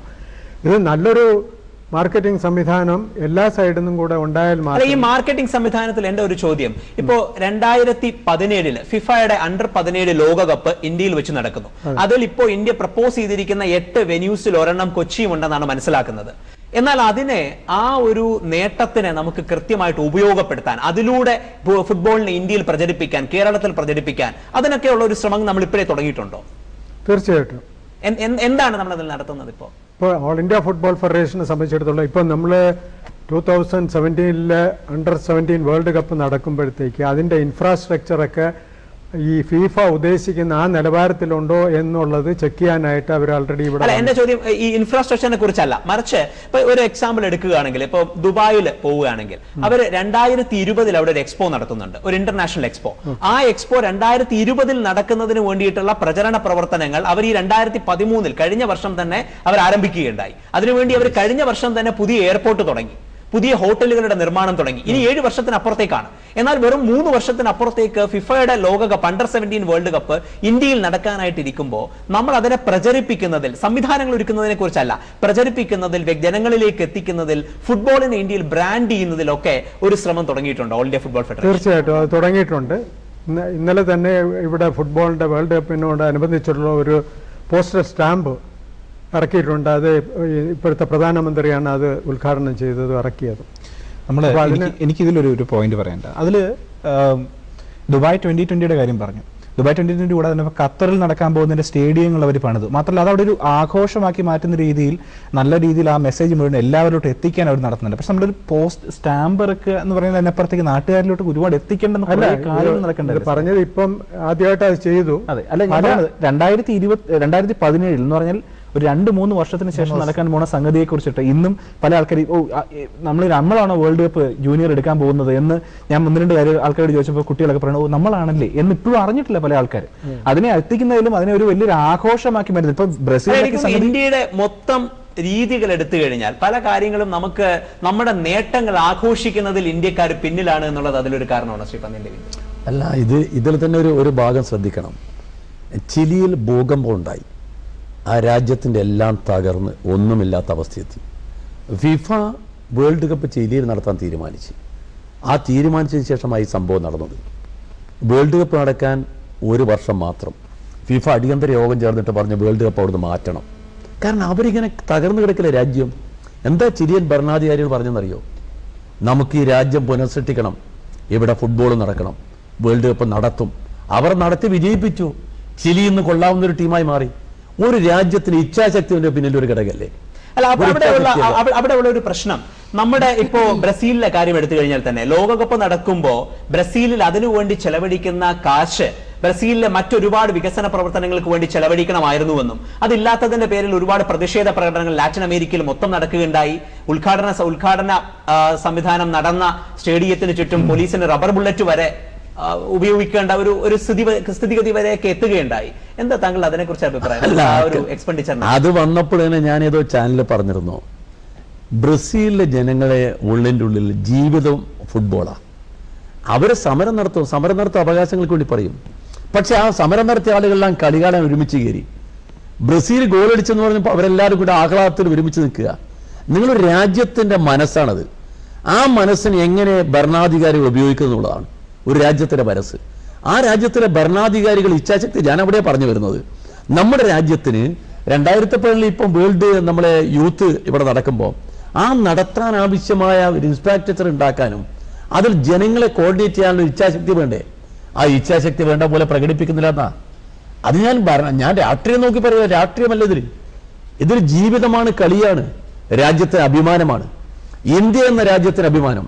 ഞാൻ ചോദിക്കട്ടെ, നമ്മുടെ പയ്യോളിയിലുള്ള ഉഷ, PT ഉഷ, അവര് പോയി ഓടിയപ്പം നമ്മൾ രാജ്യമാസകലം ഒരുമിച്ച് തുള്ളിച്ചാടിയില്ലേ? നമ്മള് ഒരു പാവപ്പെട്ട പെൺകുട്ടിയെ, നാട്ടിൻപുറത്തുകാരി ഒരു പെൺകുട്ടി, കപ്പ മാത്രം കഴിച്ചുകൊണ്ട് ജീവിച്ചൊരു പെൺകുട്ടി ഈ പറയുന്ന കലോറി ഭക്ഷണമൊന്നും കൊടുത്തില്ലല്ലോ. ഓടി ലോകത്തിന് മുമ്പിൽ അഭിമാനത്തോടെ പറഞ്ഞില്ലേ, ഇതാ ഇന്ത്യക്കാരി ഒരു പെൺകുട്ടി ഓടാനുണ്ടെന്ന്. നമുക്കത് രാജ്യത്തിന് അഭിമാനമല്ലേ? നമ്മുടെ രാജ്യം എന്ത് കലോറി ഭക്ഷണമൊക്കെ നമ്മള് എണ്ണം വെച്ച് കൊടുത്തില്ലെങ്കിലും ഇന്ത്യക്ക് നേട്ടങ്ങൾ ഉണ്ടാക്കാൻ കഴിയും എന്നുള്ളതിന്റെ ഒരു തെളിവല്ലേ അതുകൊണ്ട്. പക്ഷെ അതുണ്ട്, കാരണം നമ്മൾ ഭക്ഷണം കൊടുക്കുന്നില്ല, ന്യൂട്രിയൻസ് കൊടുക്കുന്നില്ല എന്നൊക്കെ പറയുന്ന ഒരു സാഹചര്യത്തിൽ അങ്ങനെ ത്യാഗ സന്നദ്ധതയോടുകൂടി വരുന്ന ആളുകൾ ഉണ്ടാവും, ഇല്ലെന്നല്ല. പക്ഷെ അങ്ങനെ എല്ലാത്തിനെയും കാണരുത്, ജനറേറ്റ് ചെയ്യരുത്. നമ്മുടെ കളിക്കാർക്ക് ആവശ്യമായി ചെയ്യേണ്ടത് സർക്കാർ ചെയ്തേ മതിയാവും. അതിന് സർക്കാർ ഫണ്ട് മാറ്റി വെക്കണം. ഈ അസോസിയേഷൻ മാത്രം പറഞ്ഞുകൊണ്ട് കാര്യമില്ല. നമുക്ക് പ്രൊഫഷണൽ ഫുട്ബോൾ ആകുമ്പോൾ കാശ് വരും, പ്രൊഫഷണലിസം ഇവിടെ കടന്നു വരും, കാശ് വരും. നമ്മൾ താമസിച്ചു പോയി. ആ പ്രൊഫഷണലിസം വരുമ്പം കാശ് വരും. കാരണം എന്താ? ഇപ്പൊ നമുക്ക് വരാൻ പോകുന്ന സൂപ്പർ ലീഗ് വന്നാൽ നിശ്ചയമായ ഒരു കാര്യമാണ്, ആള് കൂടും. ഇപ്പൊ നമുക്ക് ഏറ്റവും വലിയ ബേജാറെന്താ ഷാജി? കളിക്കാനാണ് ആള് വരുന്നില്ല എന്നാ. ഇപ്പൊ SB ടീമല്ല കളിയില്ലേ ട്രിവാൻഡ്രത്ത്, ആ കളിയിൽ ഒരു ആവേശം ഉണ്ടായി, ഒരുപാട് ആളുകൾ കയറി അല്ലേ? ആ ആള് കാണാൻ വരുന്നില്ല, അതേ വരും. കായിക താരങ്ങളുടെ ഇടയിൽ നിന്ന് പറയുമ്പോൾ എനിക്കൊരു കാര്യം പറയാനായിട്ടുണ്ട്. നമ്മൾക്ക് കേരളത്തില് കായിക താരങ്ങൾ സമ്പൽ സമൃദ്ധമായിട്ട് എല്ലാ ഡിസിപ്ലിനിലും 35 ഡിസിപ്ലിനിലും അംഗീകരിച്ചിരിക്കുന്നതിൽ കായിക താരങ്ങളുണ്ട്. എന്നാൽ മാറി മാറി വരുന്ന ഗവൺമെന്റുകൾ ഇതൊരു തുടർ പ്രോസസ്സായിട്ട് കൊണ്ടുപോകുന്നില്ല. ഒറ്റ കാര്യം ഞാൻ പറഞ്ഞു തരികയാണ്. 2008 മുതൽ കായിക താരങ്ങൾക്ക് കൊടുക്കാനുള്ള ഒരു കാര്യം മാത്രമേ പറഞ്ഞുള്ളൂ. 2008 മുതൽ കൊടുക്കാനുള്ള കായിക താരങ്ങളുടെ അവാർഡ് 6 കോടി രൂപ കൊടുക്കുന്നത് 2012 അപ്പം രാഷ്ട്രീയക്കാർ ഇതിനെ ഒരു പ്രധാന കാര്യം കായിക താരങ്ങളിൽ പ്രധാനമായിട്ട് ശ്രദ്ധ ചെലുത്തുന്നില്ല. ജോലിയുടെ കാര്യത്തിലായാലും 2008 മുതൽ പിള്ളേർക്ക് അതാത് സമയത്ത് ജോലി കൊടുത്തിട്ടില്ല, അതൊക്കെ പെൻഡിങ്ങിൽ കിടക്കുകയാണ്. ഇപ്പൊ നമ്മള് മുറവിളി കൂട്ടുന്നുണ്ട്, നമ്മൾ ഇവിടുന്ന് കേരളത്തിൽ നിന്ന് ഒരുപാട് കായിക താരങ്ങൾ വരുന്നില്ല, എടുക്കുന്നില്ല എന്നൊക്കെ പറഞ്ഞ് അനുബന്ധിച്ച് ഞാൻ ഒരു ചോദ്യം ചോദിച്ചോട്ടെ. ഇപ്പോ സർക്കാരിന്റെ ഭാഗത്ത് നിന്നുകൊണ്ട് എടുക്കുന്ന തീരുമാനങ്ങൾ പലപ്പോഴും കായിക താരങ്ങളെ കൂടെ ഉൾപ്പെടുത്തിയിട്ടുള്ളതാണ് എങ്കിൽ, അതിപ്പോ ഗോവയിലെ ഗവൺമെന്റ് 6 രാഷ്ട്രീയക്കാരെ, ആ 3 MLA-മാരെയും 3 മിനിസ്റ്റർമാരെയും ബ്രസീലിലേക്ക് ക്വാർട്ടർ ഫൈനലും സെമി ഫൈനലും അയക്കാൻ തീരുമാനിച്ചു. എന്നാൽ 2 അർജുന അവാർഡ് വിന്നേഴ്സ് ഉണ്ട് ഗോവയിൽ തന്നെ, അവരെ അയക്കാൻ സർക്കാർ തീരുമാനിച്ചിട്ടില്ല. അപ്പൊ അത്തരത്തിലുള്ള ഒരു ശരിയായ തീരുമാനങ്ങളല്ല, കായിക താരങ്ങളെ കൂടെ ഉൾപ്പെടുത്തിയുള്ള തീരുമാനങ്ങളല്ല സർക്കാർ എടുക്കുന്നതെന്ന് തോന്നുന്നുണ്ടോ? കണിശമായിട്ടും തോന്നാറുണ്ട്. കാര്യം കായിക താരങ്ങൾ എപ്പോഴും ഇതുപോലെയുള്ള കമ്മിറ്റികളിൽ വളരെ കുറവേ വരാറുള്ളൂ. ശരി, ഗബ്രിയേൽ ജെയിംസ്, എന്ത് തോന്നുന്നു താങ്കൾക്ക് ഇതിനെ കുറിച്ച്? സർക്കാരിന്റെ ഒരു ഇടപെടൽ പലപ്പോഴും കായിക താരങ്ങളെ കൂടെ ഉൾപ്പെടുത്തിക്കൊണ്ടുള്ളതാണെങ്കിൽ നല്ല നിലയിലേക്ക് പോകുമെന്ന് തോന്നുന്നുണ്ടോ? അല്ല ഇപ്പോ തോന്നുന്നുണ്ടോ? ഇല്ല, ഇപ്പോഴാ ഇത് അങ്ങനെയല്ല പോകുന്നത്. പക്ഷെ അവരെ കൂടെ ഉൾപ്പെടുത്തിയാൽ മാത്രമേ തീർച്ചയായിട്ടും അവരുടെ ആവശ്യങ്ങൾ ശരിയായിട്ട് ഒരു വികസനം വരണമെങ്കിൽ ഈ കായിക താരങ്ങൾ എങ്ങനെയാണ് ഈ ഫീൽഡ് വർക്ക് ചെയ്യുന്നത്, അവരുടെ സൈക്കോളജി, അവരുടെ ആവശ്യങ്ങളൊക്കെ കൊണ്ടുവരണമെങ്കിൽ അത് അവരുടെ ഒരു പ്രസൻസ് കൂടെ ഇപ്പൊ ഒരു മാറ്റം ഉണ്ടായിട്ടുണ്ട്. അതുകൊണ്ടാണല്ലോ ഞാനിപ്പം കേരള സ്പോർട്സ് കൗൺസിലിന്റെ പ്രസിഡന്റ് ആയിട്ട് തന്നെ വെച്ചേക്കുന്നത്. മനസ്സിലായില്ലേ? അടച്ചു പറയാനും പറ്റില്ല, പറയാൻ പറ്റില്ല. ഇപ്പോഴത്തെ കാര്യം പറയുന്നത്. ഇനി ഈ രീതികളിൽ നമ്മുടെ എല്ലാ സെക്ഷനുകളും ഈ സ്പോർട്സുമായിട്ട് ബന്ധപ്പെട്ട സെക്ഷനുകളിലും കാര്യങ്ങളിലും ഒക്കെ കൂടുതൽ കായിക താരങ്ങൾ, അർജുന അവാർഡുള്ള കായിക താരങ്ങളെ വിട്ടില്ലെന്ന് പറയാം. അവരുടെയൊക്കെ സേവനം ഓരോ രീതികളിലും ഉണ്ട്. ശ്രീ രാഹുൽ, ഞാൻ ഒരു ചോദ്യം ചോദിക്കട്ടെ. 1960 ശേഷം നമ്മൾ ഈ പറഞ്ഞതുപോലെ വളരെ കൺസിഡറബിൾ ആയിട്ടുള്ള വിജയങ്ങളൊന്നും തന്നെ ഇന്ത്യൻ ടീം നേടിയിട്ടില്ല. അത് ഇന്ത്യയിലെ ജനങ്ങളിൽ ഒരു മെന്റൽ ബ്ലോക്ക് ആയിട്ട് നിൽക്കുന്നുണ്ടോ? അതായത് ഞങ്ങൾക്കിത് പറ്റില്ല, ഞങ്ങൾ ലോക നിലവാരത്തിലേക്ക് ഉയരില്ല. കാരണം അവർക്ക് ചൂണ്ടിക്കാണിക്കാൻ, ഇന്ന് ഒരു യുവ രീതിയിൽ നിൽക്കുന്ന ഒരാൾക്ക് ചൂണ്ടിക്കാണിക്കാൻ ഇന്ത്യക്ക് അവർ കണ്ട മികച്ച വിക്ടറികളൊന്നും തന്നെ ഇല്ല. അപ്പൊ അതൊരു മെന്റൽ ബ്ലോക്കായി നിൽക്കുന്നുണ്ടോ ഇന്ത്യക്കാർ? തീർച്ചയായിട്ടും ഒരു മെന്റൽ ബ്ലോക്കായിട്ട് നിൽക്കുന്നുണ്ടെന്നാണ് എൻ്റെ അഭിപ്രായം. കാരണം നല്ല മോഡലുകൾ വന്നാൽ മാത്രമാണ്. അതിപ്പോൾ ഉദാഹരണത്തിന് സച്ചിൻ ഇപ്പം റീസെന്റ് ഞാൻ ഇതിനകത്ത് സ്റ്റഡി നോക്കിയാണ്, ആദ്യമേ നമുക്ക് വേൾഡ് കപ്പ് കിട്ടി 1983. അന്നേരം അതൊരു വലിയൊരു ഹരമായി വന്നു. കപിൽ ദേവനെ കണ്ടുകൊണ്ട് കുട്ടികൾ കളിക്കാൻ ഇറങ്ങി. ശേഷം സച്ചിൻ എന്ന് പറഞ്ഞൊരു വലിയൊരു മഹാപ്രതിഭാസം തന്നെ കടന്നു വന്നു. അതുപോലെ തീർച്ചയായിട്ടും വലിയ സിനിമ തന്നെ വിജയിച്ചിട്ടുണ്ട്. അപ്പൊ ഇതുപോലുള്ള മോഡലുകൾ കടന്നു വരുമ്പോൾ തീർച്ചയായിട്ടും അതിലോട്ട് നമ്മൾ ആൾക്കാർ കൂടുതൽ ശ്രദ്ധ പോവുകയും അങ്ങനെ അതിലോട്ട് കൂടുതൽ താല്പര്യം വരികയും അങ്ങനെ കുട്ടികളെ തന്നെ ട്രെയിനിങ്ങിലൂടെ ഇറക്കുന്ന പ്രവണതയുണ്ട്. അഭിനവ് ബിന്ദ്ര ഷൂട്ടിംഗിൽ ഗോൾഡ് മെഡൽ നേടി. എത്ര ഗണ്ണുകളാണ് വിറ്റുപോയെന്നറിയോ? നമ്മുടെ ചെസ്സിലേക്ക് ഇറങ്ങുന്നുണ്ട്. അതുപോലെ ഇപ്പോൾ സാനിയ മിർസ ടെന്നീസ് ഇറങ്ങിയ ശേഷം ഒരുപാട് കുട്ടികൾ ടെന്നീസ് കളിക്കപ്പെടുന്നുണ്ട്. അപ്പൊ ഒരു ഐക്കൺ ഡ്രിവൺ അല്ലെങ്കിൽ ഒരു മോഡൽ വ്യക്തമാണ്. ശ്രീ ഷാജി, താങ്കൾ ഒരു ദേശീയ താരമാണ്. ഇന്ത്യയിലെ താരങ്ങളെ വ്യക്തമായി ബ്രാൻഡ് ചെയ്യുന്നതിൽ, ഐക്കൺ താരമായി മാറ്റുന്നതിൽ, കാരണം ഒരു താരം പലപ്പോഴും ഐക്കൺ താരമായി മാറുകയല്ല, അതിനെ അങ്ങ് മാറ്റുകയാണ്. ആ രീതിയിലേക്ക് മാറ്റുന്നതിൽ നമ്മുടെ സംവിധാനങ്ങൾ ഇനിയും ശ്രമങ്ങൾ തുടങ്ങിയിട്ടില്ല എന്ന് തോന്നുന്നു. തുടങ്ങിയിട്ടില്ല എന്ന് തന്നെ പറയാം. ഈ ഇവിടുത്തെ ഐക്കൺ പ്ലേയേഴ്സായ വിജയനെയും അതൊന്നും മാർക്കറ്റ് ചെയ്യാൻ പറ്റിയിട്ടില്ല. ശരിക്കും പറഞ്ഞാൽ അവർക്ക് വിദേശങ്ങളിൽ കളിക്കാനുള്ള അവസരങ്ങൾ സൃഷ്ടിക്കാൻ പറ്റിയില്ല. അവർക്ക് അതിനുള്ള അവസരങ്ങൾ സൃഷ്ടിച്ചു കൊടുക്കണമായിരുന്നു. അപ്പോഴേ ഇന്ത്യയിൽ നിന്ന് ഒരു കളിക്കാരൻ വന്ന് ഇവിടെ പ്രൊഫഷണൽ ലീഗ് കളിക്കുന്നു എന്ന് പറഞ്ഞാൽ ബാക്കിയുള്ള കളിക്കാർക്ക് ഇനിയും നമ്മൾ തുടങ്ങിയിട്ടില്ല എന്നാണ്. ഞാനിപ്പോ IM വിജയന്റെ കാര്യം പറഞ്ഞുകൊണ്ട് ഒരു കാര്യം ചോദിക്കട്ടെ. ഇപ്പൊ കേരളത്തിലെ പ്രധാന പ്ലെയേഴ്സ് പലരും, IM വിജയൻ ഉൾപ്പെടെയുള്ള ആൾക്കാർ കേരളത്തിന് പുറത്തുള്ള ടീമുകൾക്ക് വേണ്ടിയിട്ടാണ്, ക്ലബ്ബുകൾക്ക് വേണ്ടിയിട്ടാണ് ഭൂരിഭാഗവും കളിച്ചിരിക്കുന്നത്. എന്തുകൊണ്ടാണ് കേരളത്തിൽ ഒരു മികച്ച ക്ലബ്ബ് രൂപപ്പെട്ടു വരാത്തത്? കേരളത്തിലെ മികച്ച ക്ലബ്ബുകൾ ഉണ്ടായിട്ടുണ്ട്. അത് വന്ന പോലെ തന്നെ തിരിച്ചു പോയത്. എന്തെങ്കിലും ഒരു ഇൻകം അവർക്ക് കിട്ടാൻ പറ്റണം. പക്ഷേ എനിക്ക് മോഹൻ ബഗാനൊക്കെ ഏതാണ്ട് 120 വർഷത്തോളമായി നിലനിൽക്കുന്ന ക്ലബ്ബുകളാണ്. അതെ, അവർക്ക് സ്പോൺസർ ചെയ്യാൻ നല്ല നല്ല കമ്പനികളുണ്ട്. ഇന്ത്യയിലെ മികച്ച കമ്പനികളാണ് മോഹൻ ബഗാനൊക്കെ സ്പോൺസർ ചെയ്യുന്നത്. അല്ലെ, മികച്ച കമ്പനികൾ സ്പോൺസർ ചെയ്യുന്നത് പലപ്പോഴും മികച്ച ടീമുകളായിരിക്കില്ലേ? അങ്ങനെയും ഒരു വശമില്ല. അതായത് മികച്ച കമ്പനികൾ സ്പോൺസർ ചെയ്യുന്നതുകൊണ്ടല്ലോ ഒരു മികച്ച ടീം ഉണ്ടാകുന്നത്, മറിച്ച് ഒരു മികച്ച ടീമിനെ മികച്ച കമ്പനി സ്പോൺസർ ചെയ്യുകയല്ലേ? ഇവിടെ കേരളത്തിൽ FC കൊച്ചിന്റെ മികച്ച കമ്പനിയായിരുന്നു സ്പോൺസർ ചെയ്തുകൊണ്ടെന്ന്. 5-6 കോടി രൂപക്കാണ് സ്പോൺസർ ചെയ്തത്. അത് പിന്നെ 1-2 വർഷം കഴിയുമ്പോഴേക്ക് അതിന് ഇൻകം ജനറേറ്റ് ചെയ്യാൻ പറ്റുന്നില്ല ആ ക്ലബിന്. അത് ഓട്ടോമാറ്റിക്കായി 3ാമത്തെ വർഷം ആകുമ്പോഴേക്ക് അത് അടച്ചുപൂട്ടുണ്ട്. ഇപ്പൊ നമ്മുടെ കേരള ബ്ലാസ്റ്റേഴ്സ് പോലുള്ള ടീമുകൾ ഈ സൂപ്പർ ലീഗിലേക്ക് സച്ചിൻ ടെണ്ടുൽക്കറൊക്കെ ഇനിഷ്യേറ്റീവ് എടുത്ത് തുടങ്ങിയിട്ടുണ്ട്. എന്ത് മാറ്റമായിരിക്കും ഈ ക്ലബ്ബ് കേരളത്തിൽ ഫുട്ബോളിൽ ഉണ്ടാക്കുക? തീർച്ചയായും സച്ചിന്റെ പ്രസ്താവന തന്നെ 1 ലക്ഷത്തിലധികം കുട്ടികൾക്ക് പരിശീലനം നൽകുന്ന പറഞ്ഞത്. ആ പരിശീലനം നൽകുമ്പോൾ തന്നെ നമുക്ക് അടുത്ത ബാച്ച് വന്നുകൊണ്ടേയിരിക്കും. അത് തന്നെയാണ് മാറ്റം വരുന്നത്. അപ്പം പുതിയ വലിയ പുറത്തുള്ള ഐക്കണായ താരങ്ങൾ വന്ന് കളിക്കുന്ന കാണുമ്പോൾ തന്നെ, നേരത്തെ പറഞ്ഞല്ലോ മഹേഷ് പറഞ്ഞ പോലെ, ഐക്കൺ താരങ്ങളെ കാണുമ്പോൾ കളിക്കാനുള്ള ഒരു തോന്നലുണ്ടാവില്ല. ഇപ്പോഴത്തെ തന്നെ TV-യിൽ കാണുന്നത് കളികളിൽ റൊണാൾഡോനെ അനുകരിക്കുന്നു, മെസ്സി അനുകരിക്കുന്നു. കളിക്കാർ ഇഷ്ടം പോലെ വളർന്നു വരുന്നുണ്ട്. അവർക്ക് കേരള ബ്ലാസ്റ്റേഴ്സ് ഒരു വളരെ നല്ലൊരു മാറ്റം തന്നെ കേരളത്തിൽ ഉണ്ടാക്കുമെന്നാണ് തീർച്ചയായും അല്ലെ? ശ്രീ ഗബ്രിയേൽ ജെയിംസ്, ഞാൻ ഒരു ചോദ്യം ചോദിക്കട്ടെ. കേരളത്തിലെ വ്യക്തികളുടെ മനസ്സിൽ സ്ഥാനം ഉറപ്പിച്ചിരിക്കുന്നത് പല കാരണങ്ങൾ കൊണ്ട് തന്നെ വിദേശ ടീമുകളാണ്. അർജന്റീനയോ ബ്രസീലോ ഒക്കെ തന്നെ. ഇനി ക്ലബ് ഫുട്ബോൾ എടുത്തു കഴിഞ്ഞാലും മാഞ്ചസ്റ്റർ യുണൈറ്റഡും ഒക്കെ ഒരുപാട് സ്ഥാനം കേരളത്തിലെ, ഇന്ത്യയിലെ വ്യക്തികളുടെ മനസ്സിൽ ഉറപ്പിച്ചിരിക്കുന്ന ക്ലബ്ബുകളാണ്. ഇന്ത്യയിൽ ഒരു പുതിയ ഫുട്ബോളിന്റെ മൂവ്മെന്റ് ഉണ്ടാവുമ്പോൾ, ഒരു നീക്കം ഉണ്ടാവുമ്പോൾ ഇത് നമുക്കൊരു പ്രശ്നമായി മാറുമോ? അതായത് നമ്മളൊരു വല്ലാത്ത കമ്പാരിസൺ ആ ടീമുകളും ഇവിടുത്തെ നമ്മുടെ വളർന്നു വരുന്ന, കാരണം നമ്മളൊരു മാറ്റത്തിന്റെ ഫേസിലാണെന്ന് പറഞ്ഞല്ലോ, ഈ വളർന്നു വരുന്ന വ്യക്തികളും തമ്മിൽ നമ്മൾ നടത്തുന്നതിലൂടെ ഒരു പ്രശ്നം അതുണ്ടാക്കൂ എന്ന് തോന്നുന്നു? ഇപ്പോഴ് നേരത്തെ പറഞ്ഞ കണക്ക് നമ്മുടെ ഈ വിജയനൊക്കെ കളിക്കുമ്പോഴത്തേക്ക് വെളിയിൽ പോയി കളിക്കാനുള്ള ഒരു അവസരം കിട്ടിയില്ല. ഇന്ത്യയുടെ അകത്ത് ബംഗാളിൽ പോയി കളിച്ചു. പക്ഷെ ഇന്ന് നമ്മുടെ 2-3 പ്ലെയേഴ്സ് ഓൾറെഡി വെളിയിൽ ഡെൻമാർക്കിൽ അവിടെ ഇവിടെയൊക്കെ കളിക്കാനുണ്ട്. നമ്മുടെ ഈ നാഷണൽ ഗോൾ കീപ്പർ പോയിട്ടുണ്ട്. ഇപ്പം വിമൻസ് രണ്ട് വിമൻ പ്ലെയേഴ്സ് ഇപ്പം മാൽഡീവ്സിൽ പോയിട്ട് അവിടുത്തെ കളിച്ചിട്ട് അവർ നല്ല പ്രഗത്ഭമായ പെർഫോമൻസ് ഉണ്ട്. അപ്പൊ അതെല്ലാം കൂടുതൽ ഇപ്പൊ ഈ പറഞ്ഞ കണക്ക് മെന്റൽ ബ്ലോക്ക് എന്ന് പറയുന്ന പല രീതിയിലാണ്. അതിനും എഡ്യൂക്കേഷൻ ആവശ്യമുണ്ട്. നമ്മളിപ്പം ഈ കേരള ബ്ലാസ്റ്റേഴ്സ് വന്നാലും അതിൽ എങ്ങനെയാണോ കുട്ടികളെയും, എന്റെ ചോദ്യം, കേരളത്തിൽ അല്ലെങ്കിൽ ഇന്ത്യയിൽ ഫുട്ബോൾ ഒരു ട്രാൻസിഷൻ ഫേസിലാണെന്ന് പറയുകയുണ്ടായി. നമ്മൾ പലതും തുടങ്ങുന്നതേ ഉള്ളൂ. ഈ തുടങ്ങി വരുമ്പോൾ തന്നെ നമുക്ക് മെസ്സിയെ പോലെയോ റൊണാൾഡോയെ പോലെയോ ഒക്കെയുള്ള കളിക്കാരെ ഇവിടെ സൃഷ്ടിക്കാൻ കഴിഞ്ഞു എന്ന് വരില്ല. അവരുമായിട്ട് നമ്മുടെ കളിക്കാരുടെ ശക്തിയെ, നമ്മുടെ കളിക്കാരുടെ പ്രകടനത്തിനെ ഇന്ത്യക്കാർ കമ്പയർ ചെയ്യാൻ തുടങ്ങുന്ന ഒരു സംവിധാനം ഉണ്ടാകുമോ, ഒരു ശീലം ഉണ്ടാകുമോ നമുക്ക്? തീർച്ചയായിട്ടും. ഇപ്പൊ ഞാൻ നേരത്തെ പറഞ്ഞ കണക്ക് ജപ്പാനിലെ ടോപ്പ് ക്ലാസ്, അതായത് വേൾഡ് കപ്പ് വിന്നേഴ്സിനെയും അവരുടെ ഇപ്പോഴത്തെ പെർഫോമൻസും തമ്മിലുള്ള അന്തരം എന്തുകൊണ്ടാണ് ഉണ്ടായത്? അത് നമ്മുടെ ഇടയിലും ഉണ്ടാവുമെന്നാണ് താങ്കൾ പറയുന്നത്. തീർച്ചയായിട്ടും. അത് ശരി. ശ്രീ പന്തിന്റെ രവീന്ദ്രൻ, ഒരു കാര്യം, നമ്മളിപ്പോ ഐ ലീഗ് എടുത്തു നോക്കുകയാണെങ്കിൽ 14 ടീമുകളാണ് ഐ ലീഗിലുള്ളത്. ഇതിൽ 4 ടീമുകൾ ഗോവയിൽ നിന്നാണ്, 4 ടീമുകൾ ബംഗാളിൽ നിന്നാണ്, മേഘാലയയിൽ നിന്നാണ് 2 ടീമുകൾ. ഫുട്ബോൾ എന്തുകൊണ്ടാണ് ഇന്ത്യയുടെ ചില പ്രത്യേക സ്ഥലങ്ങളിലേക്ക് മാത്രം ഇങ്ങനെ ഉറച്ചു പോകുന്നത്? അല്ലെങ്കിൽ അതൊരു ഇന്ത്യ മൊത്തം വ്യാപിക്കുന്ന ഒരു കളിയായി മാറാത്തതിന്റെ കാരണം എന്താണ്? അത് തുടക്കത്തിലേ ഉണ്ടായ കാര്യമാണ്. നമ്മുടെ ഫുട്ബോൾ ഇന്ത്യയിൽ തുടങ്ങുമ്പോൾ തന്നെ ബംഗാൾ ഒരു പ്രധാനപ്പെട്ട സ്ഥലമായിരുന്നു. അതുപോലെ തന്നെ പ്രധാന സ്ഥലമായിരുന്നു ഹൈദരാബാദ്.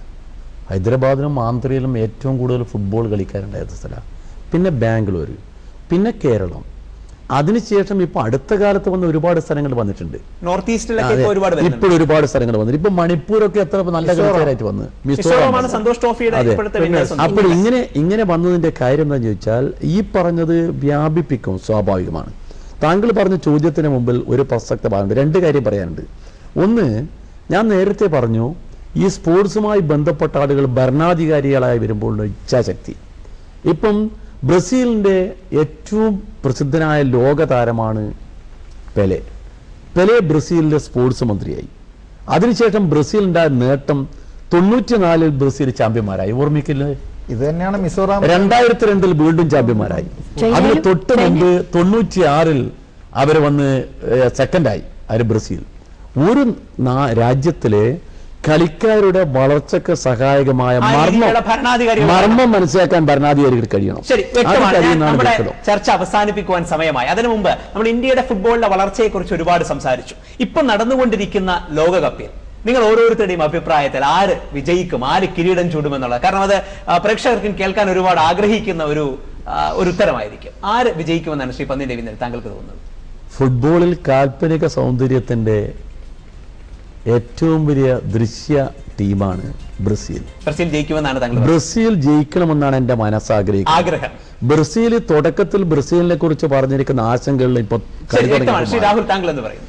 ഇന്നലത്തെ പെർഫോമൻസ്, സ്പെയിനും നെതർലൻഡും തമ്മിലുള്ള പെർഫോമൻസ് കണ്ടപ്പോൾ കഴിഞ്ഞ തവണ പറ്റിയിട്ടുള്ള വീഴ്ചകളെല്ലാം തന്നെ തിരുത്തിക്കൊണ്ട് ഇത്തവണ നെതർലാൻഡ് മുന്നോട്ട് നീങ്ങുന്നത് കണ്ടു. അപ്പോൾ ഇനിയും കളികൾ കാണാനുണ്ട്. പക്ഷെ ഇപ്പോൾ എന്റെ മനസ്സ് പറയും നെതർലാൻഡിന് ഒരു സാധ്യതയുണ്ട്. പത്മിനി തോമസ്, താങ്കളുടെ അഭിപ്രായം?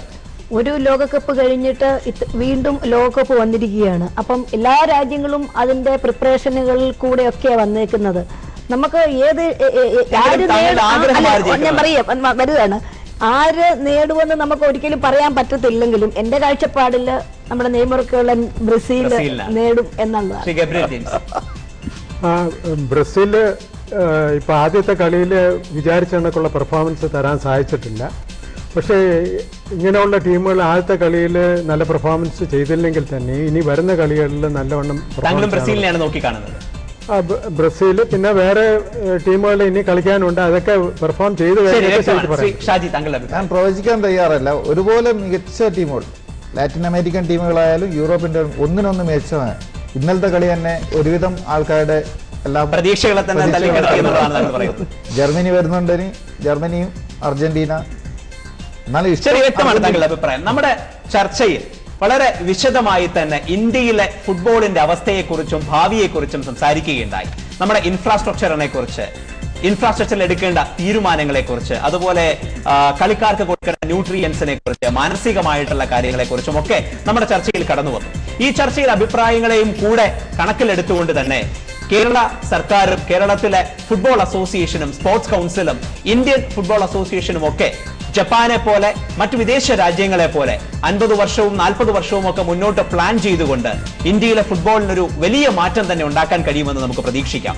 ഐ ലീഗും ഇന്ത്യൻ സൂപ്പർ ലീഗും ഒക്കെ ഇന്ത്യയിലെ ഫുട്ബോളിന് വിപ്ലവകരമായ മാറ്റങ്ങൾ വരുത്തുന്നതിൽ ഒരുപാട് സഹായകമാകുമെന്ന് തന്നെ നമുക്ക് പ്രതീക്ഷിക്കാം. അത്തരത്തിലൊരു തികഞ്ഞ ശുഭപ്രതീക്ഷയോടുകൂടെ ഈ സംവാദം ഇവിടെ അവസാനിക്കുകയാണ്. മറ്റൊരു വിഷയവുമായി അടുത്തയാഴ്ച നമുക്ക് കാണാം. നന്ദി, നമസ്കാരം.